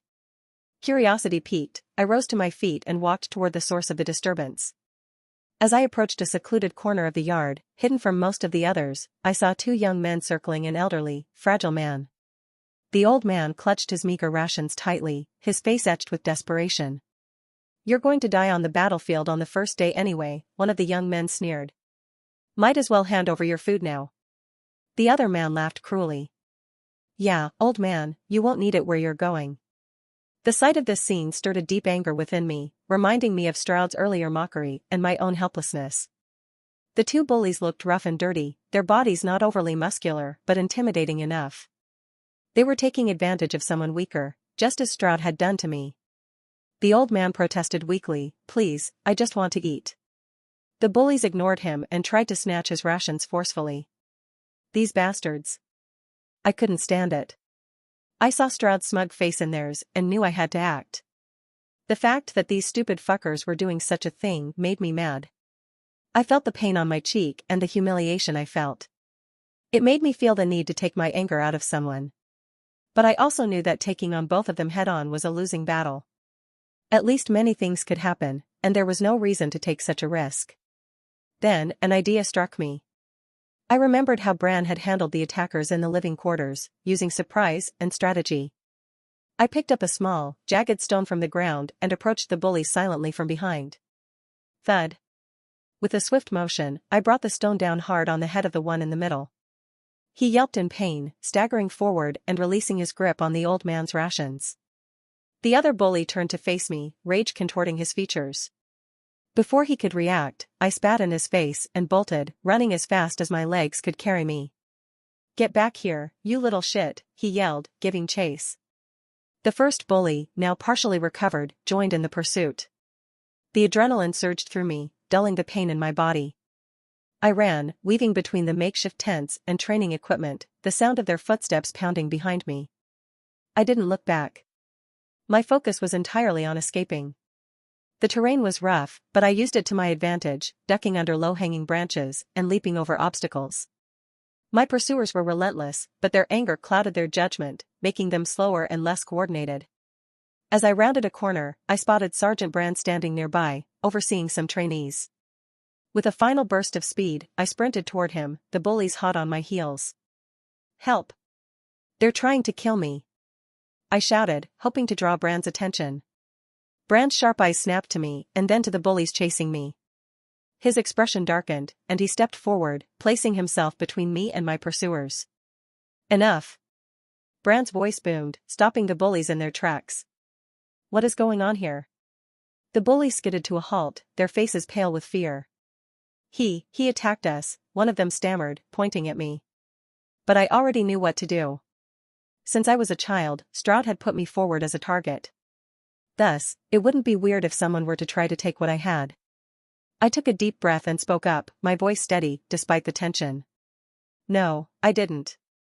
They were trying to take my rations, and I just wanted to defend myself," I said, pointing to the torn and ruptured pieces of potato and bread they held.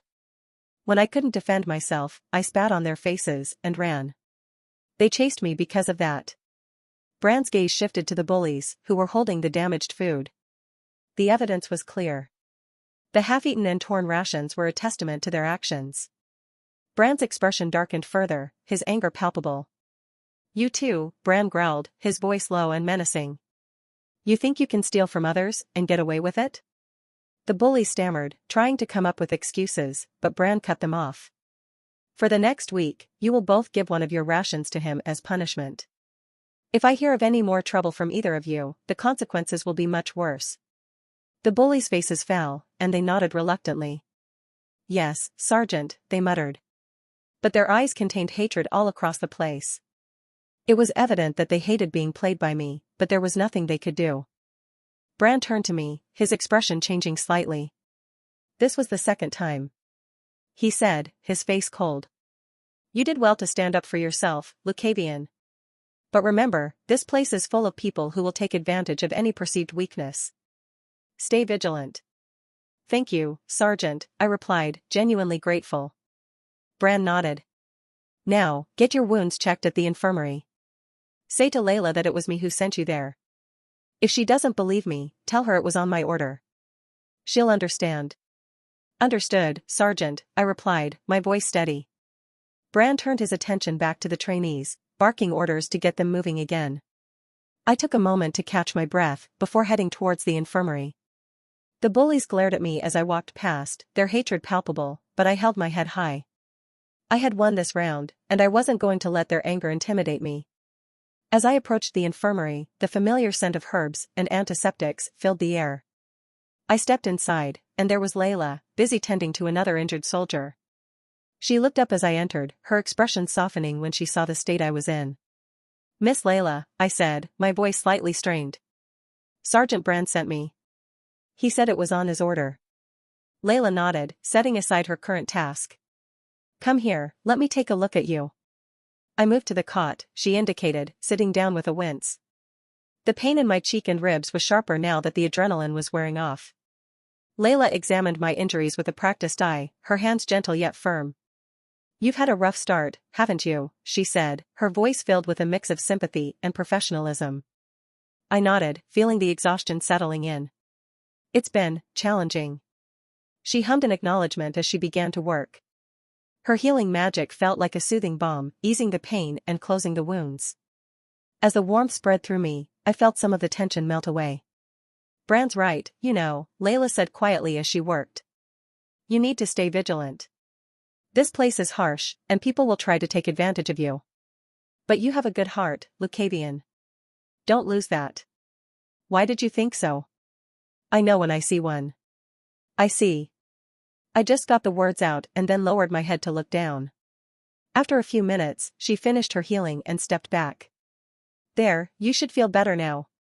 Just try to avoid any more trouble for a while. I nodded, standing up and testing my newly healed body. The pain was mostly gone, replaced by a dull ache that I could easily ignore. I'll try my best. Good, Layla said with a small smile. Now, go get some rest. You'll need it for the training ahead. I thanked her once more and left the infirmary, heading back to the place where we would be training once again. After all, I knew I would not be able to avoid what would be happening there. As I returned to the training yard, Stroud was waiting with the other sergeants. His eyes narrowed as he spotted me, but he made no comment. Instead, he barked out his orders. Back to those spears. Training resumes now. We all grabbed our spears and resumed the drills.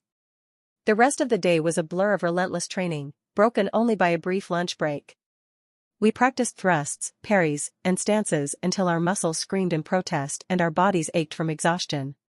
By evening, the sun was setting, casting long shadows across the yard. Finally, Stroud called an end to the training, and we were dismissed to get our evening meals. I collected my rations along with the extra ones from the bullies as per Bran's order. Despite the exhaustion, the additional food was a small victory that lifted my spirits.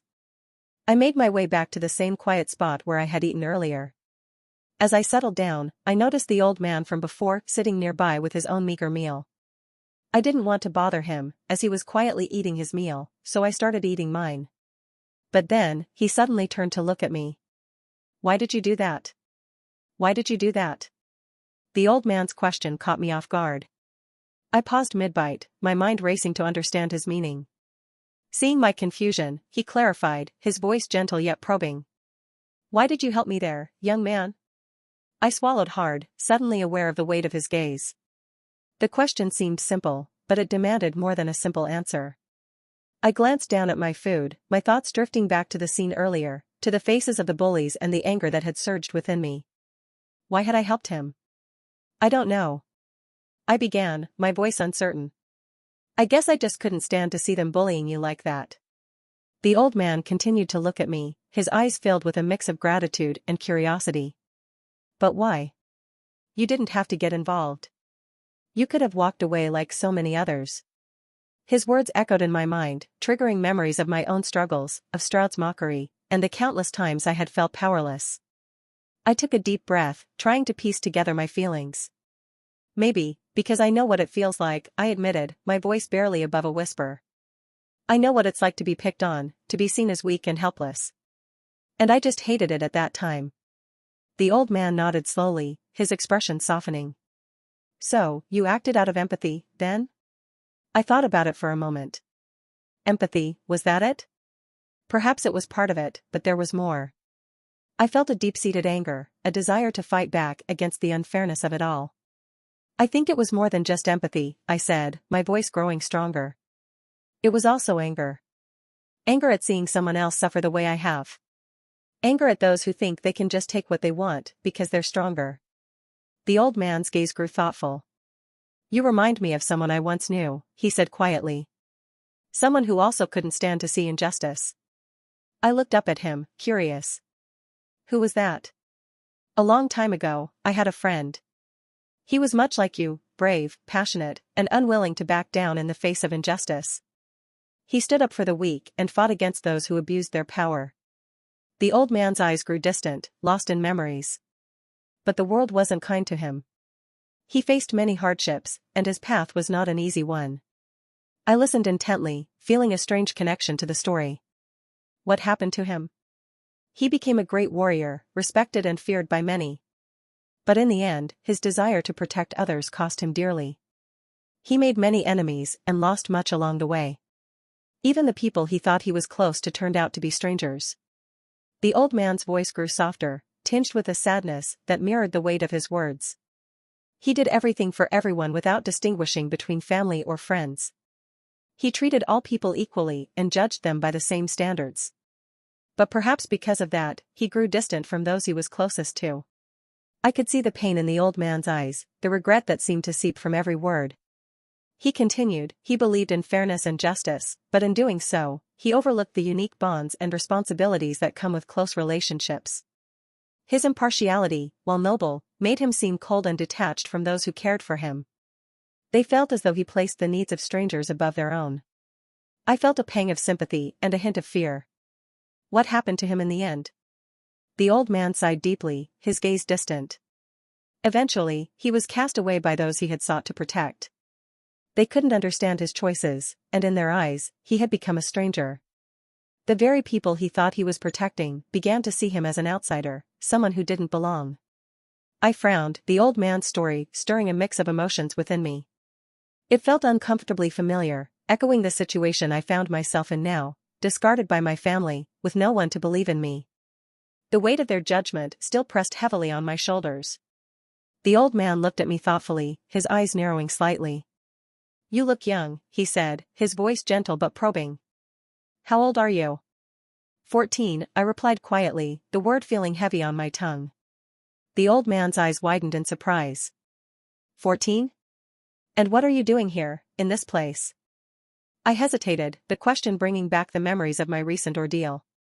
The accusation, the trial, the punishment, all of it felt like a nightmare I couldn't wake up from. I struggled to find the words to explain. If you don't want to answer, that is fine. The old man replied, waving his head. But he did not leave. As if he knew I would eventually speak. Slowly, I started forming the words in my head. I was accused of a crime I didn't commit, I said slowly, my voice barely above a whisper. My family didn't believe me. They sent me here as punishment, to fight on the front lines. The old man's expression softened with understanding and sympathy. That's a heavy burden for someone so young, he said quietly. To be cast aside by your own family, to be thrust into a world of violence and death, it's a harsh fate. I nodded, the weight of his words pressing down on me. I don't know why this happened, I admitted. I've tried to be a good son, to live up to my family's expectations, but it was never enough. And now, I'm here, alone and fighting for my life. That is a sad fate, the old man replied, looking at the sky. It was dark, filled with stars. The cold breeze rustled through the trees, adding to the chill of the night. We sat in silence, the cold air wrapping around us like a shroud. The old man didn't try to soothe me or offer false comfort. Instead, he spoke plainly, his voice carrying the weight of years of experience. The world is often unfair, he said. There are times when it seems like everything is stacked against you, when you're left wondering why things happen the way they do. But that's just the way it is. The world isn't always just, and it doesn't always make sense. I managed a small smile, appreciating his honesty. Yeah, that's true, I said. It doesn't make sense, but we still have to keep going. The old man nodded, his eyes reflecting a shared understanding. Exactly. We have to keep moving forward, no matter how difficult it gets. A moment of silence passed before I turned to him with a question that had been on my mind. How did you end up here? The old man's gaze shifted, a distant look in his eyes. I was just a beggar on the streets, trying to survive, he began. I didn't have much, just the clothes on my back and the hope of finding something to eat each day. One day, I was so hungry that I stole some food. But sadly, the bread I had stolen was being prepared for the son of the Baron. I did not know it. If I had known, I would have never done such a thing. Eventually, I was caught, and they sent me here as punishment, as those breads were now in my stomach. His story was simple compared to the one about his friend. It was odd and weird, but I somehow wasn't able to find what it was at all. But still, just because of some bread, he had been sent to this place. The life outside the mansion is definitely different. For the first time in my life, I had contact with someone who was not affiliated with my family and was a commoner. That's harsh, I said quietly. Just for trying to survive. I glanced around at the other trainees, many of whom still eyed me with suspicion and disdain. For the first time, I began to understand their hatred. If I were in their shoes, suffering under the whims of the powerful, I would likely feel the same. It's no wonder they hate me, I murmured, more to myself than to the old man. The old man shrugged, a resigned look on his face. Life is harsh sometimes. But you do what you have to do to keep going. I nodded, feeling a sense of solidarity with him. Despite our different backgrounds, we were both here, facing the same struggles and fighting for our lives. Thank you, young man, the old man said with a serene smile. Lucavian, I replied, deciding that it would be better to address each other by name. The old man nodded thoughtfully. Ah, Lucavian. A fine name. And what should I call you? I asked, genuinely curious. Well, he said with a twinkle in his eye, you don't need to call me anything special. Just call me old man. But it seemed this old man had a weird quirk. Just call me old man, he said with a twinkle in his eye. I somehow felt like my mouth was curling, appreciating his humor. All right, old man. If that is what you want. The next few days passed in a grueling routine. We were woken up early each morning, even before the sun had risen, by the harsh sound of a whistle. The cold air bit at our skin as we stumbled out of our makeshift beds and lined up for roll call. Training began immediately after. We spent hours practicing with spears, perfecting our stances, thrusts, and parries. My muscles screamed in protest, but I pushed through the pain, determined to prove myself. Breakfast was a brief reprieve, a chance to catch our breath and refuel. The meals were meager, stale bread, boiled potatoes, and occasionally, a hard-boiled egg. Despite the poor quality, I was grateful for the sustenance. After breakfast, we returned to the training yard for more drills. The sergeants, including Stroud, watched us closely, barking orders and correcting our form. Stroud seemed to take a particular interest in me, often singling me out for extra attention. Thorn, your stance is sloppy, he would shout, smirking as he knocked my spear aside with a powerful strike. Do it again. I gritted my teeth and complied, my body aching from the repeated blows. The other trainees watched with a mix of pity and amusement, but I refused to let their judgment affect me. Bran was a bit more lenient, but even he had a stern side. He pushed us hard, emphasizing the importance of discipline and precision. I respected him for his fairness, even if his methods were tough. One afternoon, as we were practicing in the yard, Stroud approached with a smug expression. Thorn, I've heard about your little arrangement with the rations, he said, his voice dripping with disdain. It seems you've been getting extra food, courtesy of Sergeant Bran.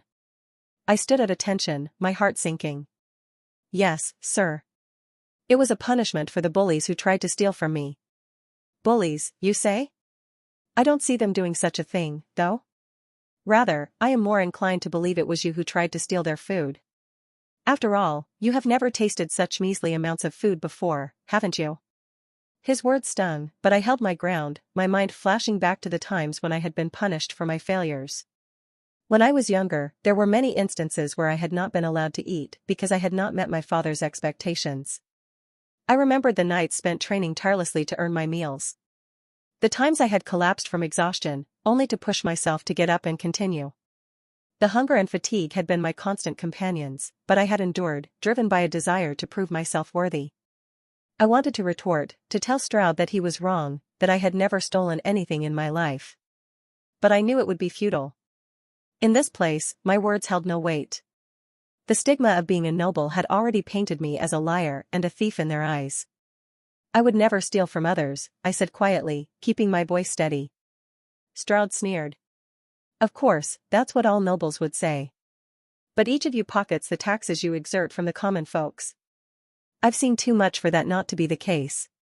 If it was before, I would have normally argued back. But, just yesterday and the other days, I had been hearing the talks between the people in the barracks. All of them were commoners, and quite a few of them were here because of some meager crimes. Of course, there were many who had murdered or assaulted women and many with gruesome crimes. But, the number of people who were here just because they had offended a noble and were thrown into prison was immensely high. And I also learned that this place was not the only camp. There were countless different places like this behind the battlefield to supply the expendable soldiers. It was, in a way, a flowing state of business. So, I did not refute it.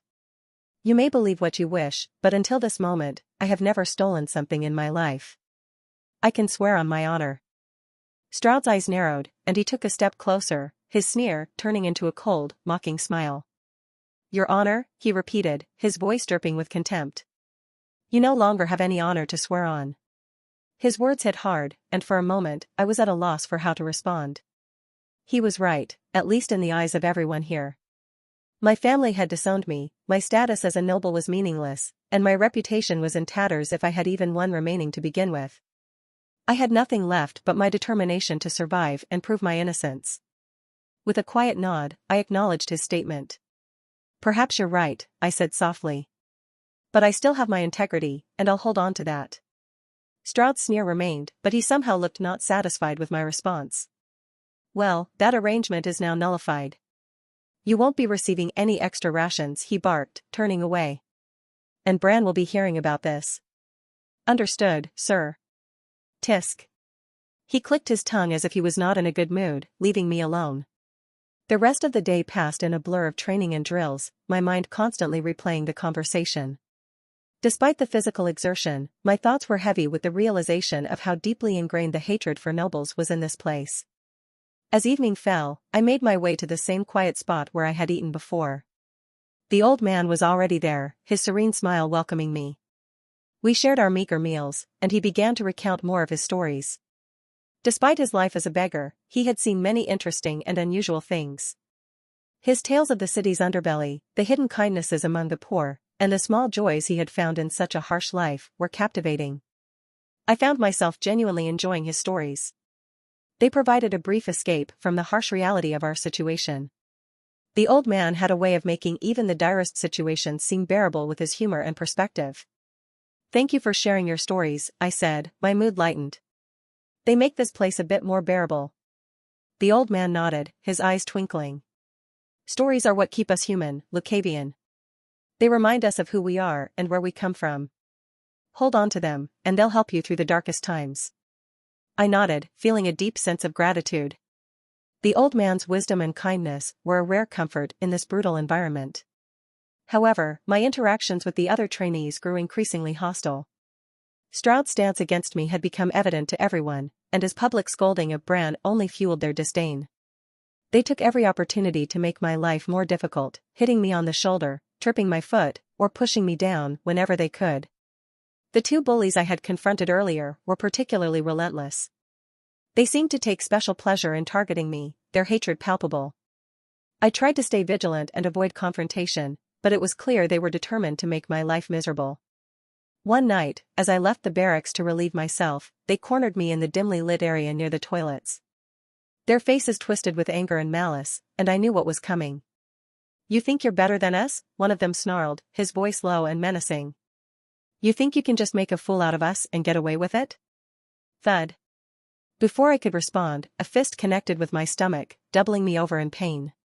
They didn't give me a chance to recover, raining blows upon me with brutal efficiency. I tried to shield myself, but there were too many of them, and they were relentless. Each punch and kick sent waves of pain through my body, and I struggled to stay conscious. Their voices were a blur of taunts and insults, but I barely registered them. All I could focus on was enduring the assault, hoping it would end soon. Finally, after what felt like an eternity, they stepped back, leaving me crumpled on the ground. "Let that be a lesson, noble scum," one of them spat, kicking dirt at me before they walked away, laughing. I lay there for a moment, struggling to catch my breath and process the pain. Slowly, I forced myself to stand, my body trembling. I couldn't afford to show weakness, even now. I had to survive, no matter what. With great effort, I made my way back to the barracks, each step a reminder of my battered state. As I collapsed onto my bed, I wondered. Is there really a need to endure this? Wouldn't it be better to just let it go? Why must I experience all these things, when I have done nothing wrong? I lay there, feeling the weight of the world pressing down on me. The pain in my body was nothing compared to the anguish in my heart. Everything felt so unfair. Why did I have to endure all of this? What had I done to deserve such a fate? Was there a point in all this? Was there a reason to keep going, to never stop fighting? My body stung from the beatings, my face ached, my muscles were tired, and the places where I had been hit churned with pain. I felt a surge of immense anger towards the world. The injustice of it all was overwhelming. Anger towards my family, who had discarded me so easily. Anger towards Isolde, whose deceit had led me to this hell. And anger towards the being who had written that damned book, Shattered Innocence, as if it were a script for my life to follow. Tears welled up in my eyes, and I clenched my fists tightly, the pain in my hands a welcome distraction from the turmoil in my heart. I couldn't help but cry silently, venting out the frustration and sorrow that had built up inside me. The tears flowed freely, soaking into the rough fabric of my bed. Each sob was a release, a way to purge the bitterness that had taken root in my soul. I cried for the lost trust, the shattered dreams, and the life that had been taken from me. I cried for the injustice and the pain, for the hope that seemed so distant now. I let it all out, everything that I had felt. The next morning came far too quickly, the shrill whistle, jarring me awake from a fitful sleep. My body protested as I climbed out of bed, the bruises from the night before reminding me of the cruelty of those bastards. But, well, the protest of the body meant nothing in the face of the order. That was what had been engraved on my head from all this constant training. It is cold. We assembled in the yard, the cold morning air biting at our skin. The atmosphere was tense, a palpable mix of fear and determination. Stroud stood at the front, his stern expression unyielding as he surveyed the ragtag group of trainees. "Listen up," he barked, his voice cutting through the murmurs. "Today marks the beginning of your real test. You've had your week of training, and now it's time to put it to use. You'll be assigned to units under experienced leaders. Your job is simple: follow orders, stay in formation, and fight. Do that, and you might just survive." Stroud began pacing in front of us, his eyes cold and assessing. "You are the expendables, the ones who will hold the line while the seasoned soldiers engage the enemy. Your lives mean nothing to the Empire, but your actions can make a difference. Remember that." He stopped and turned to face us, his gaze hard. "Each of you will be assigned to a unit. Your leaders will guide you, but do not expect any special treatment. You are here to serve and to die if necessary. The battlefield shows no mercy, and neither will we." Brand stepped forward with a list in hand, calling out names and assigning us to different units. Brand stepped forward with a list in hand, calling out names and assigning us to different units. My name was called, and I was placed in Unit 7, where the captain's name was Sergeant Vance. It seemed he had the same rank as Bran, though I had yet to see his face. "One last thing," Stroud announced. "You'll need to walk to the battlefield camp. Get your armor and weapons, and prepare to move out. Each squad has a designated sector where you'll get your gear. Once equipped, your sergeants will lead you to the front." We were dismissed to gather our equipment. I made my way to the designated sector for Unit 7, scanning the crowd for the old man but not seeing him anywhere close. Most likely, he had been assigned to a different squad. In the armory, the atmosphere was tense. The clanking of metal and the hushed conversations of trainees filled the air. I approached the quartermaster, who handed me a set of armor and a spear. The armor was crude and worn, but it was better than nothing. As I strapped on the armor, I noticed a tall, broad-shouldered man approaching. His face was weathered and scarred, a testament to his years of service. This must be Sergeant Vance. Unit 7, gather round. Vance's voice was gruff, but commanding. We quickly assembled, standing at attention as he inspected us. I'm Sergeant Vance, he began, his eyes sharp and assessing. I'll be leading you on the battlefield. Your job is to follow orders, stay in formation, and keep each other alive. Do that, and we might just make it through. He looked each of us in the eye, his gaze lingering on me for a moment longer. We'll be moving out in half an hour. Make sure your gear is secured and be ready to march. I nodded, getting ready for advancement. Everyone either relieved themselves, ate some food, or got their water ready. I had already done all those things. After being in this place for a week and looking outside, I knew what kind of environment we were in. The Valerius Plains, as the name suggested, was a landscape that was mostly flat. From what I had learned from the geography lessons at home, it was a place that was really fertile and strategically vital for both the Loria and Archanes empires. The plains were not just a battleground but a symbol of prosperity and power, and control over them meant dominance in the region. I recalled the history behind the war over these lands. The Valerius Plains had always been a coveted prize due to their rich soil, which yielded bountiful harvests year after year. For centuries, the plains had been a peaceful and prosperous region, home to countless villages and farming communities. However, their location made them a tempting target for the empires surrounding them. The conflict between Loria and Archanes was not a new one. It stretched back generations, fueled by a long-standing rivalry and the desire to control the Valerius Plains. The war had seen many battles, with both empires pouring resources and lives into the struggle. It was said that the very soil of the plains was stained with the blood of countless soldiers who had fought and died for their empires. Loria, my home, was an empire built on discipline and military might. Our soldiers were renowned for their training and discipline, and our strategic thinking as a cold weapon user was at the forefront.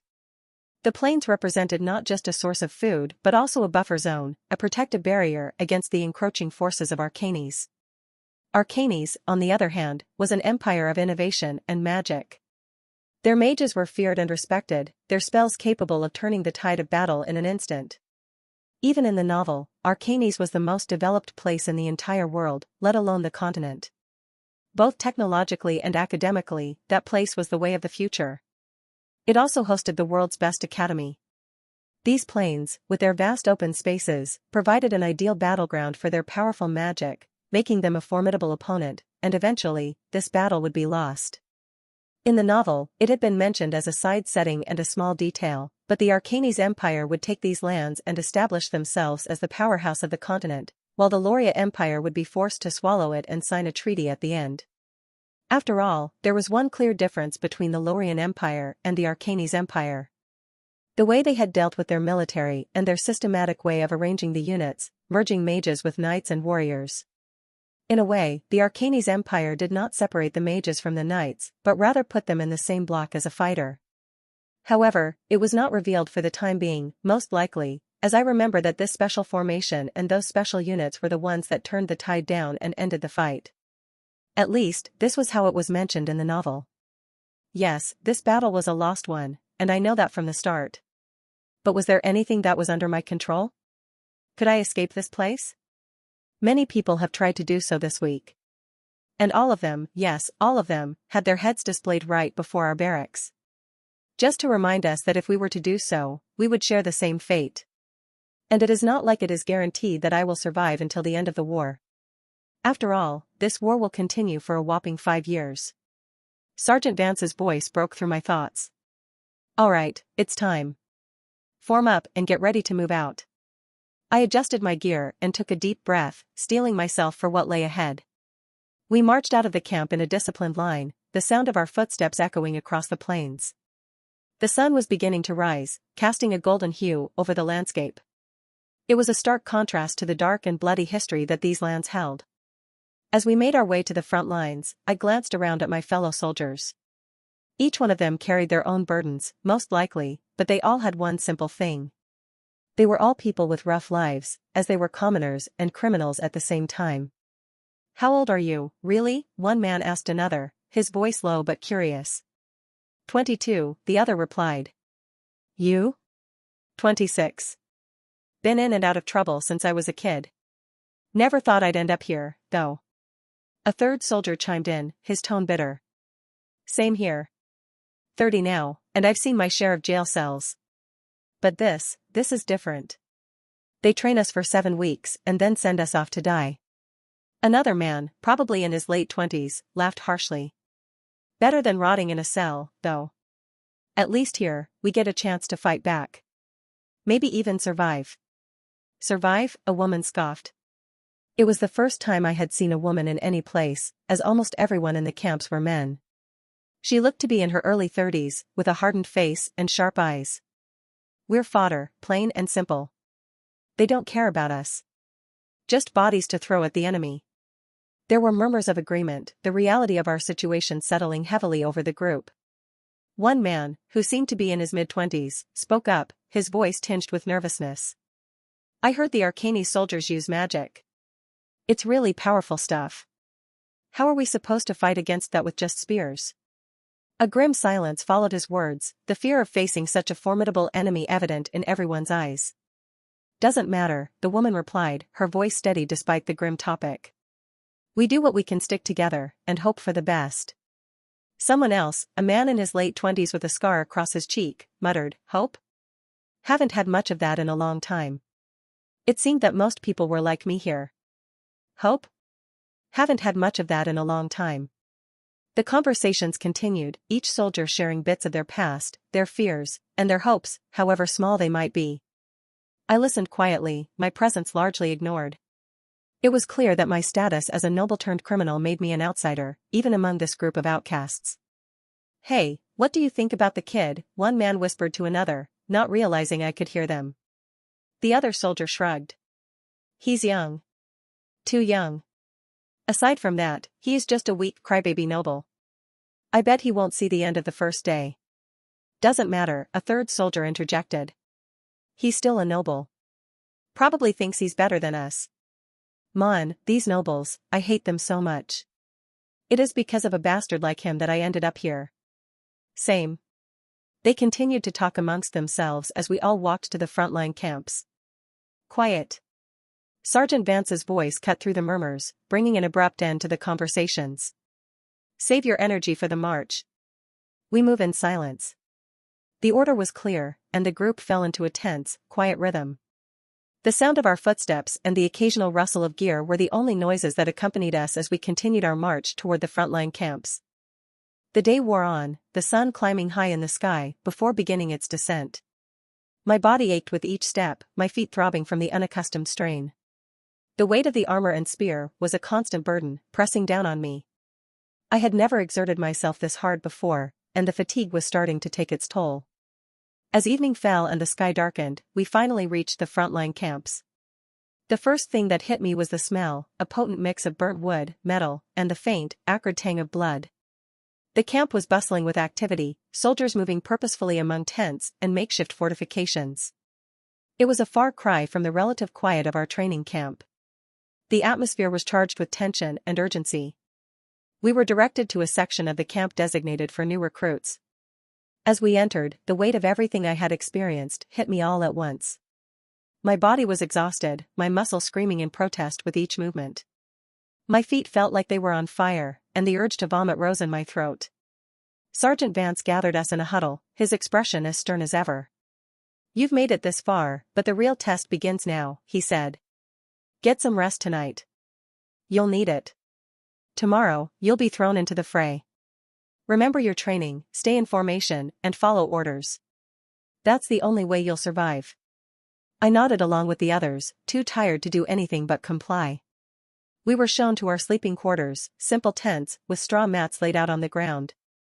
As expected, comfort is not there. It was a far cry from the comforts of home, but at this point, I was too exhausted to care. Bloody hell.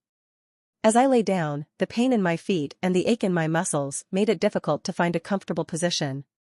It hurt a lot, and it was the first time I felt like I had been pushed this far.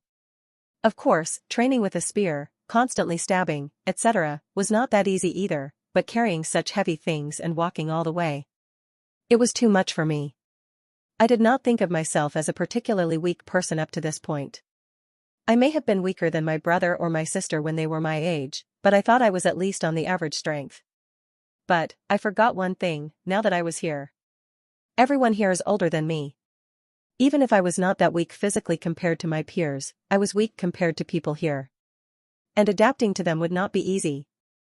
The weight of the day's march settled heavily on me, and despite the exhaustion, sleep did not come easily.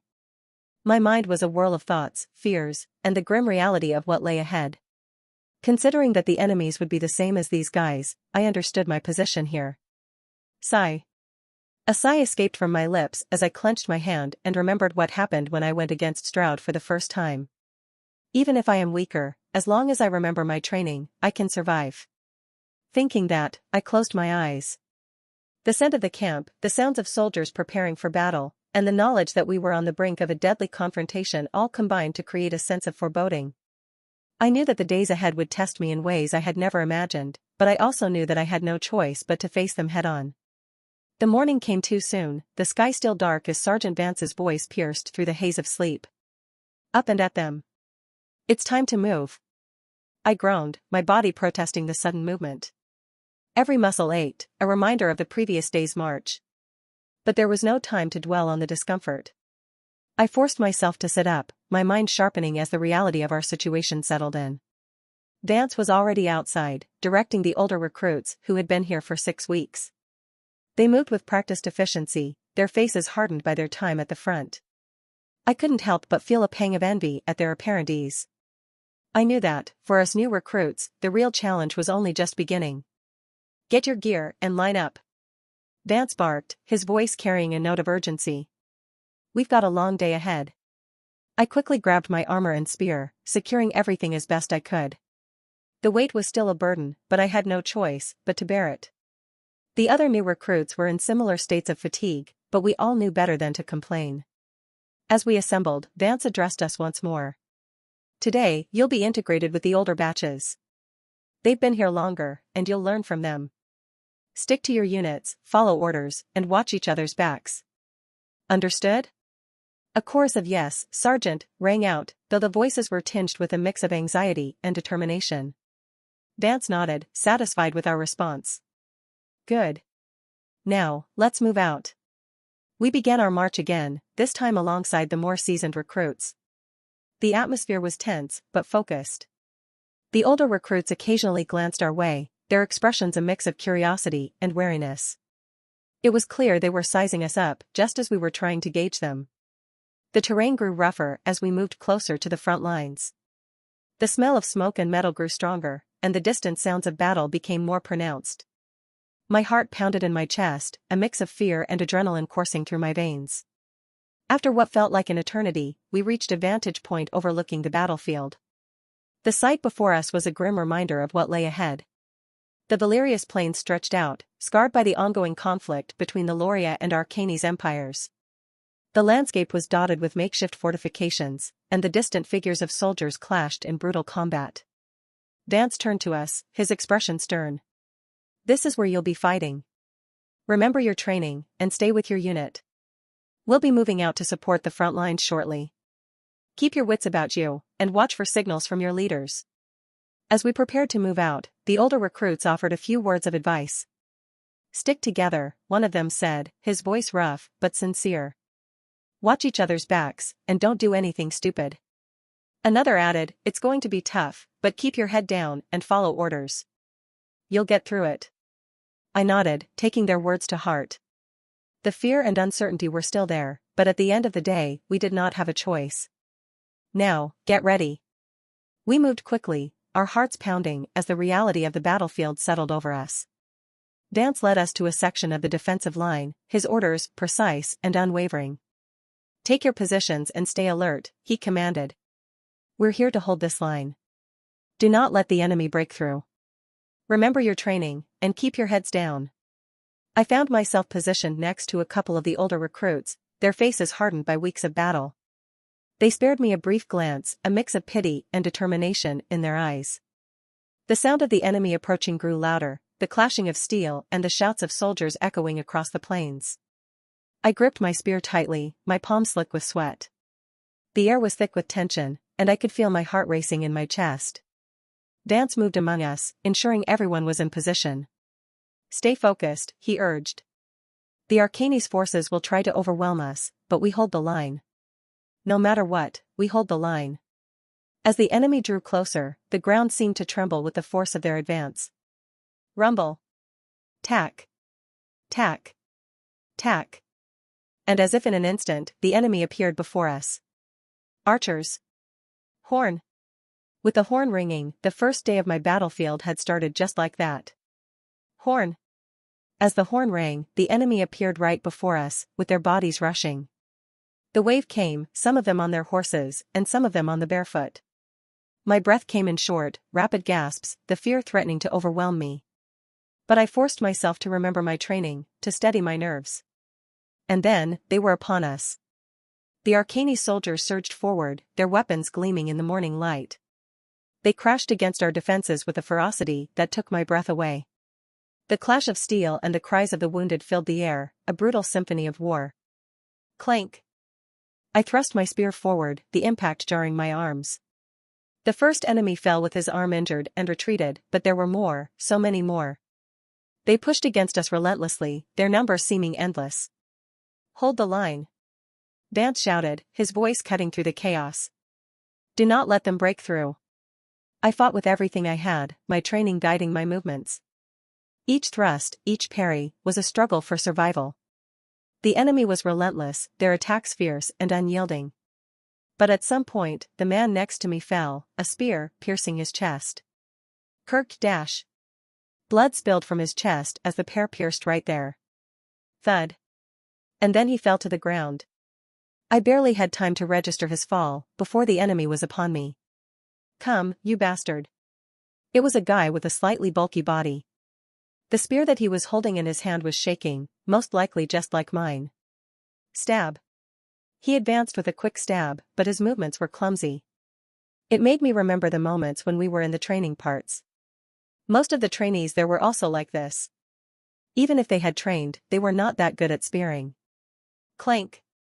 I managed to fend off the attack, the adrenaline coursing through my veins, giving me a strength I didn't know I possessed. Or maybe it was something different I did not know. Swoosh. The enemy thrust his spear again, this time with more force. The spearhead glinted in the light, aimed straight at my chest. My muscles ached, and my body screamed in protest, but I gritted my teeth and focused on my training. Stay calm, stay focused. Remember the basics. I sidestepped, narrowly avoiding the spear's deadly point. My heart raced, pounding against my ribs as I countered with a quick jab of spear. Slash. My spear found its mark, slicing across the enemy's arm. However, it was not that deep. At that moment, when my spear went down and cut his body, I realized that my strength was not sufficient to slash through his arm completely. Arg! He hissed in pain, stumbling back. I could see the confusion in his eyes, the disbelief that a weak, young kid could hold his own against him. But there was no time for self-congratulation. The battle around us was a maelstrom of chaos and violence, and I had to stay alert. The enemy soldier recovered, his eyes narrowing with anger. He advanced again, his movements aggressive, but at the same time, I could see what he aimed to do. Swoosh! I parried his strike, feeling the jarring impact reverberate through my arms. Each clash of metal on metal sent shocks up my limbs, but I held firm. I twisted my body, using the momentum to bring my spear around in a sweeping arc. It was a move I had practiced countless times, a simple yet effective strike. Something that I found out when I was practicing our family art, serpent flame art, and thorn style. I felt a lot more comfortable when I was moving like this. Slash. The enemy tried to block, but he was too slow. My spear had cut across his chest, tearing through fabric and flesh. He gasped, blood seeping from the wound. His grip on his spear faltered, and he stumbled. Do it now. I raised my spear to finish the enemy off, ready to end this fight. But as I looked into his eyes, I saw something that stopped me cold. His eyes were wide with fear, and he was looking directly at me. It was the first time I truly realized what I was about to do. I was about to take someone's life. Life. It is a simple yet profound concept. For some, it's a routine, and for others, it's the meaning. What is it for me? What happens to him if I were to push the spear? After he dies? That. My spear shook in my hands, and I hesitated. The chaos of the battlefield faded for a moment, and all I could see was the terrified expression of the man before me. I had trained for this, prepared for it, but the reality was far different from what I had imagined. Suddenly, a movement caught my eye from the side. An enemy soldier was charging at me, his spear aimed at my unprotected side. My eyes widened in fear, my body frozen in place as I sensed the impending strike. "Kid," a voice shouted from my right. It was one of the older recruits who had given me advice earlier. He moved swiftly, fending off the spear with his own and then stabbing the attacker in one fluid motion.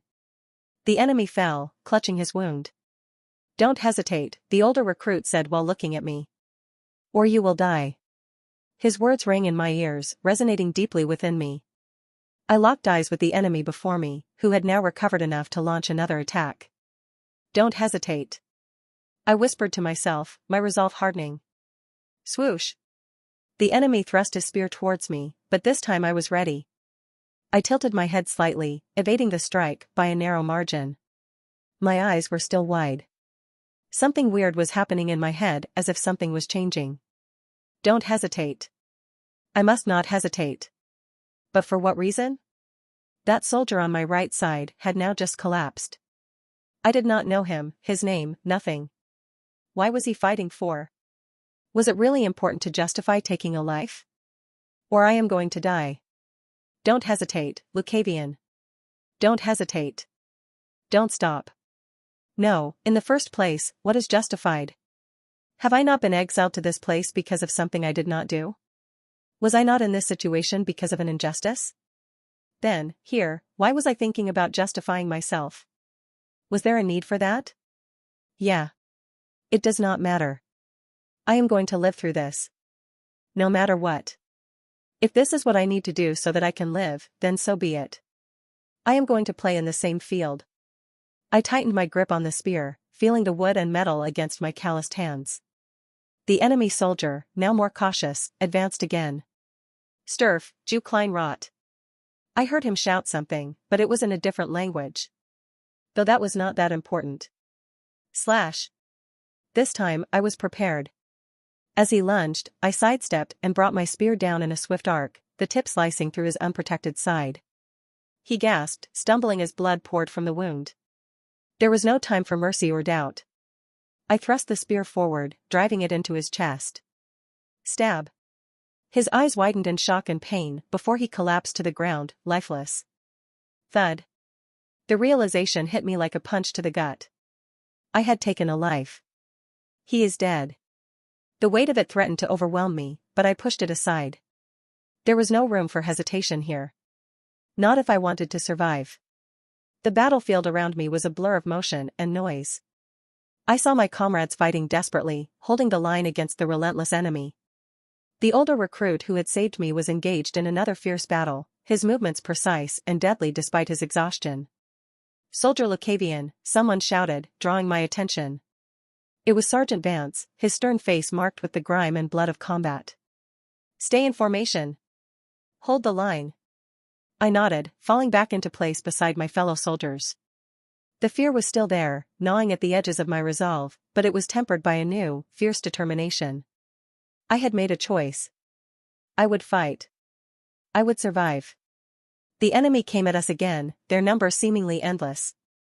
I gripped my spear tightly, ready to face them.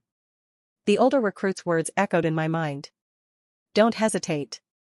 With a deep breath, I steadied myself and prepared for the next onslaught.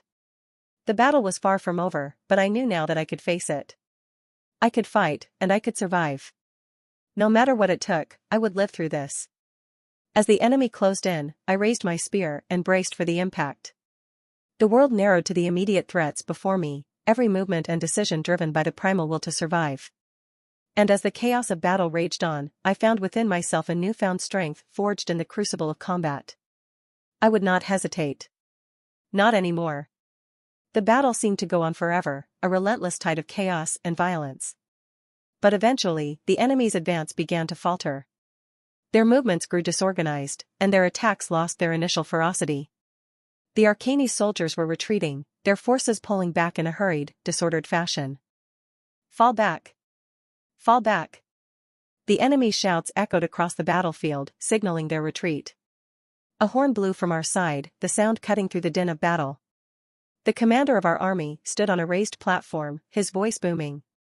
The enemy is retreating. Division leaders, take your positions. Division 2 and 3, pursue.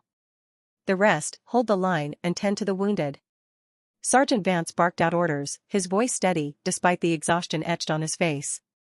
Unit 7, fall back to the camp. Take the injured with you. Move quickly and stay alert. The adrenaline that had sustained me through the battle began to fade, replaced by a deep, throbbing pain. I glanced down at my shoulder, where a deep gash oozed blood. The pain was intense, each movement sending sharp jolts through my body. I had never felt anything like it before. Clutching my shoulder, I made my way back with the others, helping to support the wounded as we retreated to the camp. The older recruit who had saved me earlier was limping, a nasty cut on his leg, but he managed to help another soldier who was worse off. We moved as quickly as we could, the weight of our injuries and the exhaustion of battle slowing us down. The camp loomed ahead, a beacon of relative safety amidst the chaos. As we entered the camp, medics rushed to assist us, their faces grim but focused. I was directed to a makeshift infirmary, where the wounded were being treated. The sight was overwhelming, soldiers in various states of injury, some moaning in pain, others deathly silent. A medic approached me, her expression a mix of concern and urgency. Sit down, she ordered, guiding me to a cot. Let's see that shoulder. I collapsed onto the cot, the pain in my shoulder almost unbearable now that the adrenaline had worn off. The medic quickly assessed the wound, her hands deft and efficient. This is going to hurt, she warned, cleaning the wound with a cloth soaked in alcohol. The sting was immediate and intense, and I clenched my teeth to keep from crying out. She worked quickly as her hands shone bright green. It was the healing attribute that I had seen from Layla on the training camp. She said, "You were lucky," she said, her tone matter of fact. Another inch deeper, and you might have needed to wait for another hour for a mage to come here. Why? I asked, wincing as she applied pressure to the wound. With my level of healing arts, I can only heal injuries up to a certain level.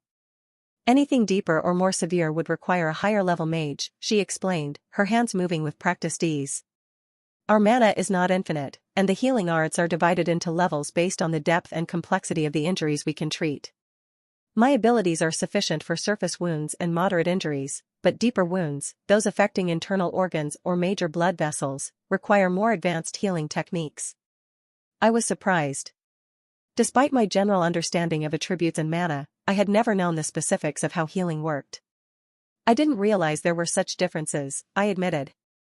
She nodded, her focus never wavering from her work. There's a lot to learn about mana and its applications. Healing is one of the more complex arts. It requires not only a strong affinity with the healing attribute but also precise control over one's mana. The higher the level, the more mana is required and the more skill it takes to apply it effectively. Her explanation made sense, and it was a stark reminder of how much I still had to learn. The complexities of the world outside my family's mansion were vast and intricate, and I was just beginning to scratch the surface. There, that should do it, the medic said, stepping back and examining her work. You need to rest and let your body recover. Try not to strain the wound too much. I nodded, grateful for her help. Thank you. She gave me a small smile. Stay safe out there. With that, she turned to the next injured soldier, and I made my way back to the makeshift sleeping quarters. The pain in my shoulder was still present, but it was manageable now. The medic's treatment dulled its sharpest edges, allowing me to focus on the tasks ahead. As I settled onto the cot, the events of the day replayed in my mind. The chaos of battle, the fear and determination, the realization of the complexities of the world I was now a part of. There was so much I didn't know, so much I needed to understand. But I was determined to learn, to survive, and to prove myself. The next morning came all too quickly.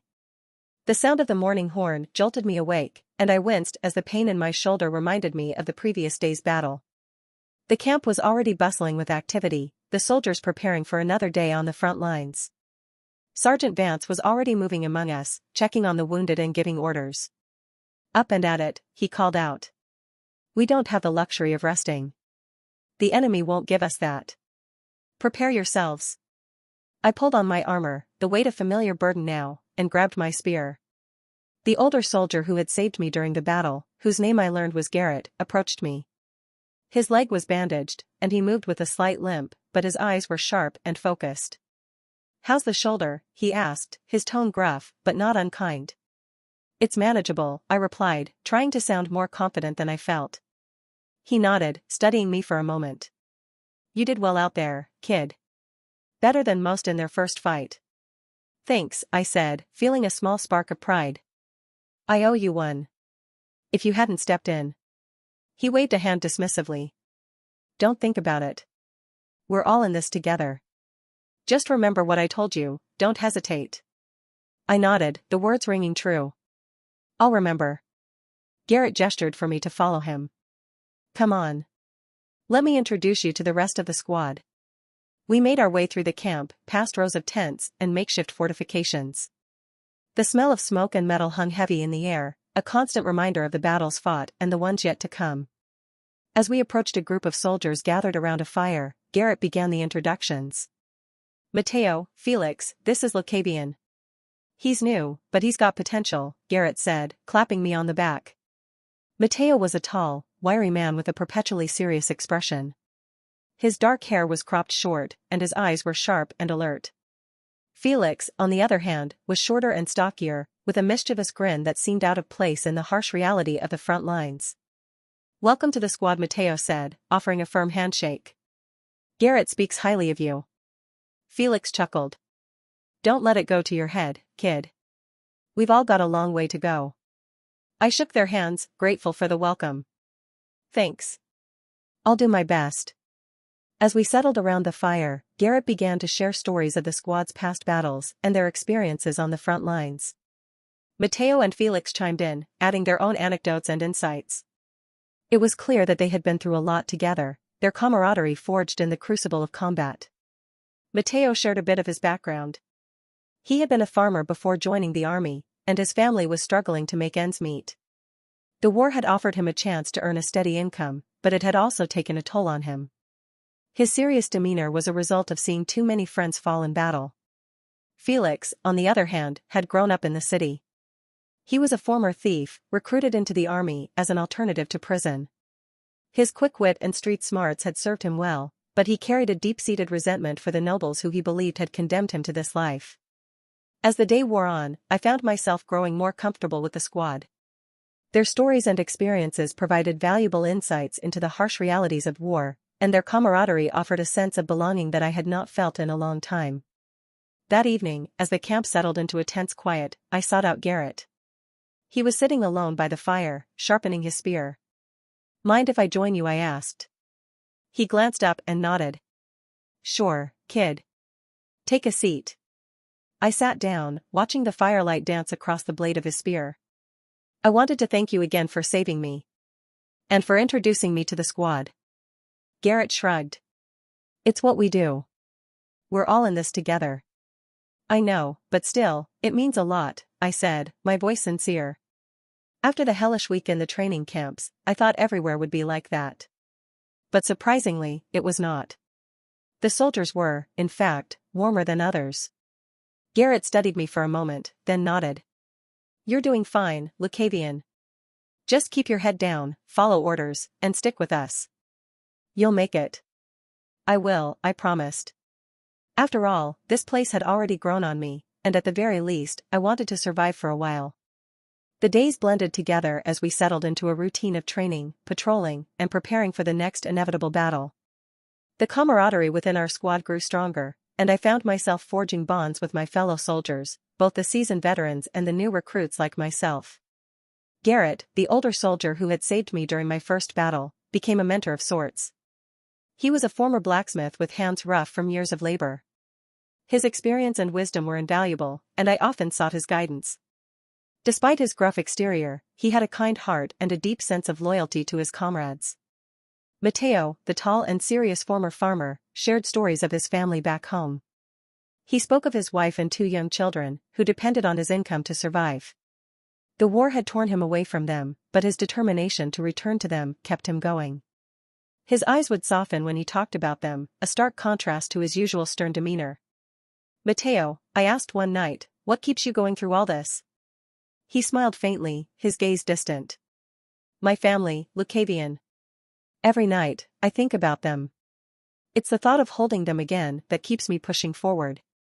Felix, the former thief from the city, was a constant source of amusement and surprise. His quick wit and street smarts were invaluable in navigating the complexities of camp life. Despite his mischievous grin and carefree attitude, he had a sharp mind and a deep-seated resentment for the nobles who had condemned him to this life. Over time, I learned that his family had been wrongfully evicted from their home by a corrupt noble, which fueled his disdain for the aristocracy. "Do you ever miss the city?" When I asked this, Felix laughed, shaking his head. "Miss it? Sometimes. But mostly, I miss the thrill of outwitting the guards. Out here, though, the stakes are higher. And trust me, nothing beats seeing a noble get what's coming to them." Among the new recruits was Clara, a young woman who had grown up in a small village. She had joined the army to escape an arranged marriage to an abusive man. Clara was fierce and determined, and her skills with a spear improved rapidly under Vance's rigorous training. Her resolve to carve out a new life for herself was inspiring, and we quickly became friends. She was 20 years old, and I learned it a slightly hard way. When we were talking one day, I just decided to randomly ask this. "By the way, Clara. How old are you?" Smack. And I was met with a smack on my head. At first, I did not understand why, but later on, I learned the reason. Never ask a lady's age directly to her face. Never. That is the #1 rule of interacting with a lady. Apparently, there was such a rule. "I'm sorry, Clara." "I didn't know," I said, rubbing my head. She laughed, shaking her head. "It's all right, Lucavian. I know you are just a kid. This is just a lesson for you. But for your information, I'm 20. Then, there was Elias, a quiet and introspective young man who had been a scholar before the war. He was well-read and had a deep knowledge of history and strategy, which made him a valuable asset to the squad. Elias had joined the army out of a sense of duty, believing that his intellect could help turn the tide of the war. Despite his reserved nature, he had a sharp wit and a dry sense of humor that endeared him to the rest of us. As we spent more time together, our squad became a tight-knit family. We shared our fears, our hopes, and our dreams, finding solace in each other's company amidst the chaos of war. The bonds we formed were forged in the crucible of battle, each skirmish bringing us closer together. The nights were often filled with stories and laughter around the campfire. Garrett would regale us with tales of his blacksmithing days, his deep voice carrying a sense of nostalgia. Matteo would share anecdotes about his children, his eyes lighting up as he spoke of their mischief and innocence. Felix's stories were always laced with humor and clever twists, keeping us entertained and helping to lift our spirits. Being with them like that, I always thought I at least found peace here. At least here, I felt like I belonged to this place. Our days in the military continued with a sense of routine and camaraderie. The brutal training sessions, relentless battles, and brief moments of respite around the campfire created bonds that felt almost familial. Amidst the chaos of war, our squad became a sanctuary of sorts, a place where we could find solace in each other's company. One evening, after a particularly grueling battle, Sergeant Vance gathered us around the campfire. His expression was stern, but there was a glimmer of pride in his eyes. "Listen up, everyone," he began, his voice commanding our attention. "Due to your recent achievements and dedication, our squad has been granted a special reward." We exchanged curious glances, wondering what this reward could be. Vance continued, "We've been given access to a mana accumulation art. This will allow you to gather mana in your cores, strengthen yourselves, and potentially advance to the next stage of awakening." The air was thick with anticipation as Vance handed out scrolls to each of us. The title of the art was Ironwill Spear Art. It was a common-grade art designed to utilize attributeless mana, specifically tailored for those who wielded spears. Both from the novel and from my own knowledge, I remembered the related ranks for the arts.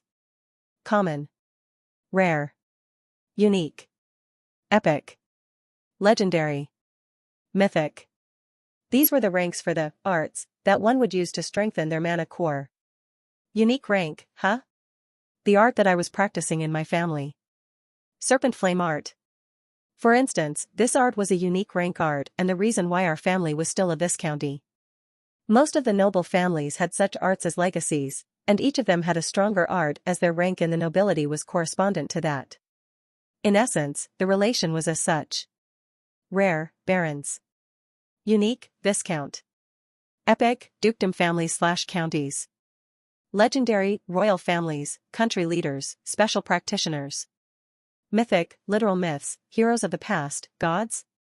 For instance, the protagonist of the novel, Alara, is a practitioner of rank art since she is from a duke family.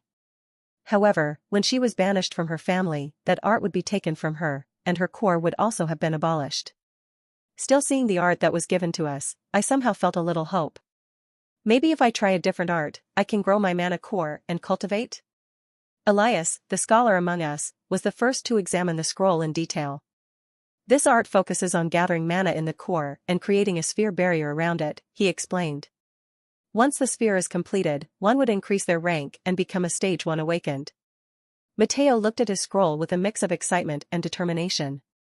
This could give us the edge we need, he said, his voice filled with hope.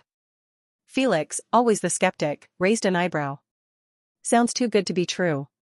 What's the catch? Vance smirked. The catch is that it requires discipline and focus. It's not something you can master overnight. It will take time and effort, but the rewards are worth it. Garrett nodded thoughtfully. I've heard of mana arts before, but I've never had the chance to learn one. This could be a game changer for us. Vance continued, his expression serious. If you manage to become a stage 1 awakened, you will be moved to a different platoon, a higher ranking one. The responsibilities and expectations will be greater, but so will the opportunities. And if any of you manage to reach stage 2, you'll become a sergeant like me, with your own squad to lead. The weight of his words settled over us. The possibility of advancement, of rising above our current status, was a powerful motivator. The thought of becoming a sergeant, of leading others and making a real difference, was a dream that seemed almost within reach. Clara spoke up, her voice steady and determined. We'll do whatever it takes, Sergeant. We've come this far, and we won't stop now. Her words echoed the sentiments of the entire squad. We were tired, battered, and scarred, but we were also united in our determination to survive and succeed. For the next few weeks, the entire squad dedicated themselves to mastering the Iron Will Spear art. Each of us practiced diligently, pushing ourselves to our limits. Of course, that was only when we were able to, as our days of fighting continued. We had lost 4 of our members, though since they were not that close to me, I did not care too much. They were also from the same camp as me, thus, they had a prejudice against me. Yet, in terms of mana gathering and my core, I was not making any progress at all, as no matter how much I had tried gathering mana around my core and starting to create a sphere, it would always dissemble, never letting me make any progress. I guess I really have no talent in this. I could only accept the reality, though I never gave up. A week-long truce had been declared, giving both sides a brief respite from the relentless fighting. Our squad, though weary, saw this as an opportunity to strengthen ourselves and prepare for the battles to come. The air was filled with a mix of relief and tension as we trained, knowing that the truce could end at any moment. During the truce, the camp was a hive of activity. Soldiers repaired equipment, reinforced fortifications, and trained. Our squad was no different, each member focused on their own regimen. However, for me, things were a bit different. I dedicated my time to honing my spear skills and improving my physical conditioning, aware that my attempts at mana core cultivation had been futile. In the mornings, I would rise early and practice the techniques that I had found on my own. Yeah, on my own. There was a thing that I had realized. While I was not someone who was talented at using a spear, some of the movements would always feel more befitting and easy compared to other things. That was why, in these recent 3 months, I had been focusing on these movements and trying to make myself familiar with them. The sound of my spear slicing through the air was a familiar and comforting rhythm. I pushed my body to its limits, performing drills, thrusts, and parries until my muscles burned and my breath came in ragged gasps. One morning, as I was practicing in a secluded corner of the camp, Clara joined me. She had been working diligently on her mana cultivation, and her progress was evident. Her aura seemed more focused, her movements more controlled. "Mind if I join you?" she asked, her voice breaking the silence. "Not at all," I replied, offering a small smile. "Though I have to warn you, I'm not the best company when it comes to mana cultivation." She chuckled softly, settling down nearby in a cross-legged position. "I've noticed. But you're doing what you can, and that's what matters. Besides, I could use the presence of a friend while I meditate." As she closed her eyes and began her meditation, I resumed my training.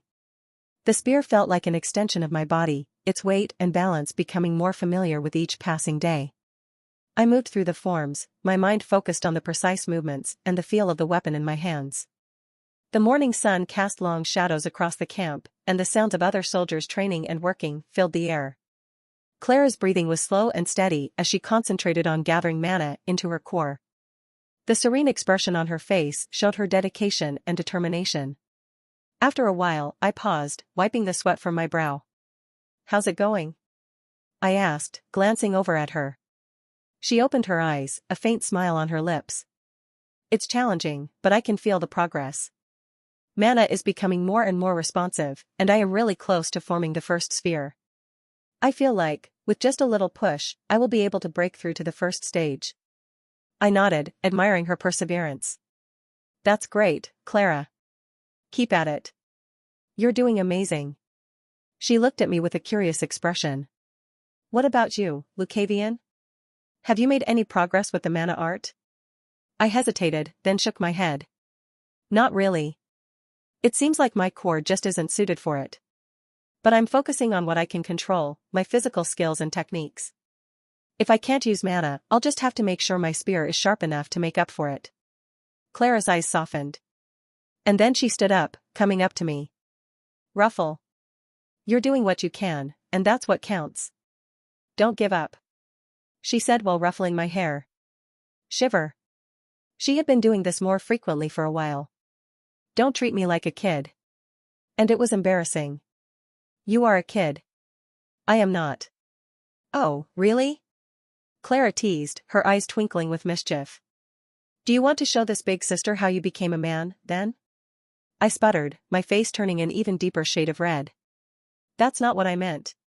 She laughed, the sound light and carefree, a stark contrast to the grim reality of our situation. "Relax, Lucavian. I'm just messing with you. But seriously, you're doing great. You've got a lot of potential, and I believe in you." I managed a small smile, appreciating her support even if her teasing was a bit much sometimes. "Thanks, Clara. I'll keep trying my best." Clara returned to her spot and resumed her meditation while I continued my spear practice, her words echoing in my mind. Despite the playful banter, there was a sincerity in her encouragement that bolstered my determination. As the days of the truce passed, our training intensified. The squad members each focused on their strengths, determined to make the most of this rare respite. Clara's progress in mana cultivation was impressive, and it inspired the rest of us to push harder. Felix, ever the jokester, couldn't resist chiming in during one of our breaks. "You know, Clara, you might just reach stage 1 before any of us. What's your secret? Meditation?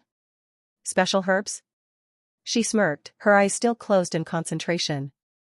"Just focus and determination, Felix. You should try it sometime."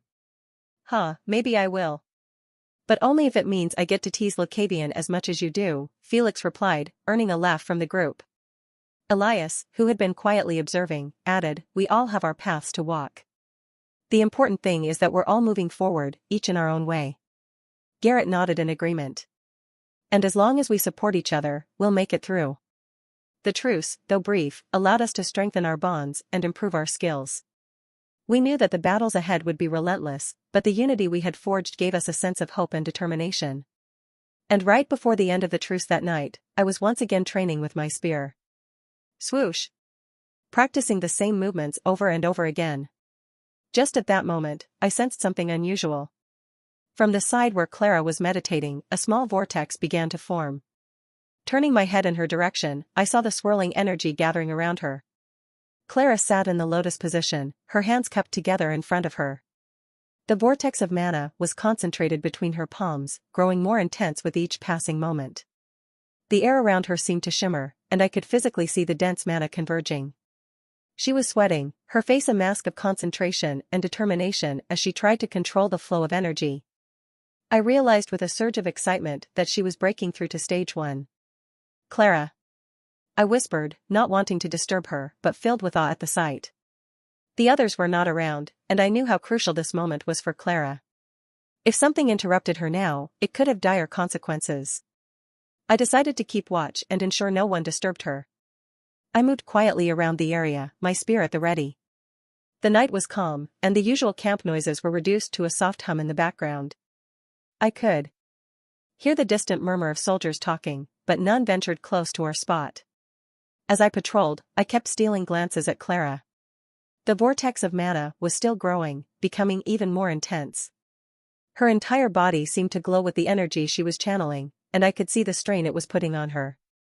Sweat dripped down her face, and her breaths came in shallow gasps, but her expression remained resolute. The minutes stretched into what felt like hours, but I remained vigilant. Clara's progress was steady, the vortex of mana becoming almost blinding in its intensity.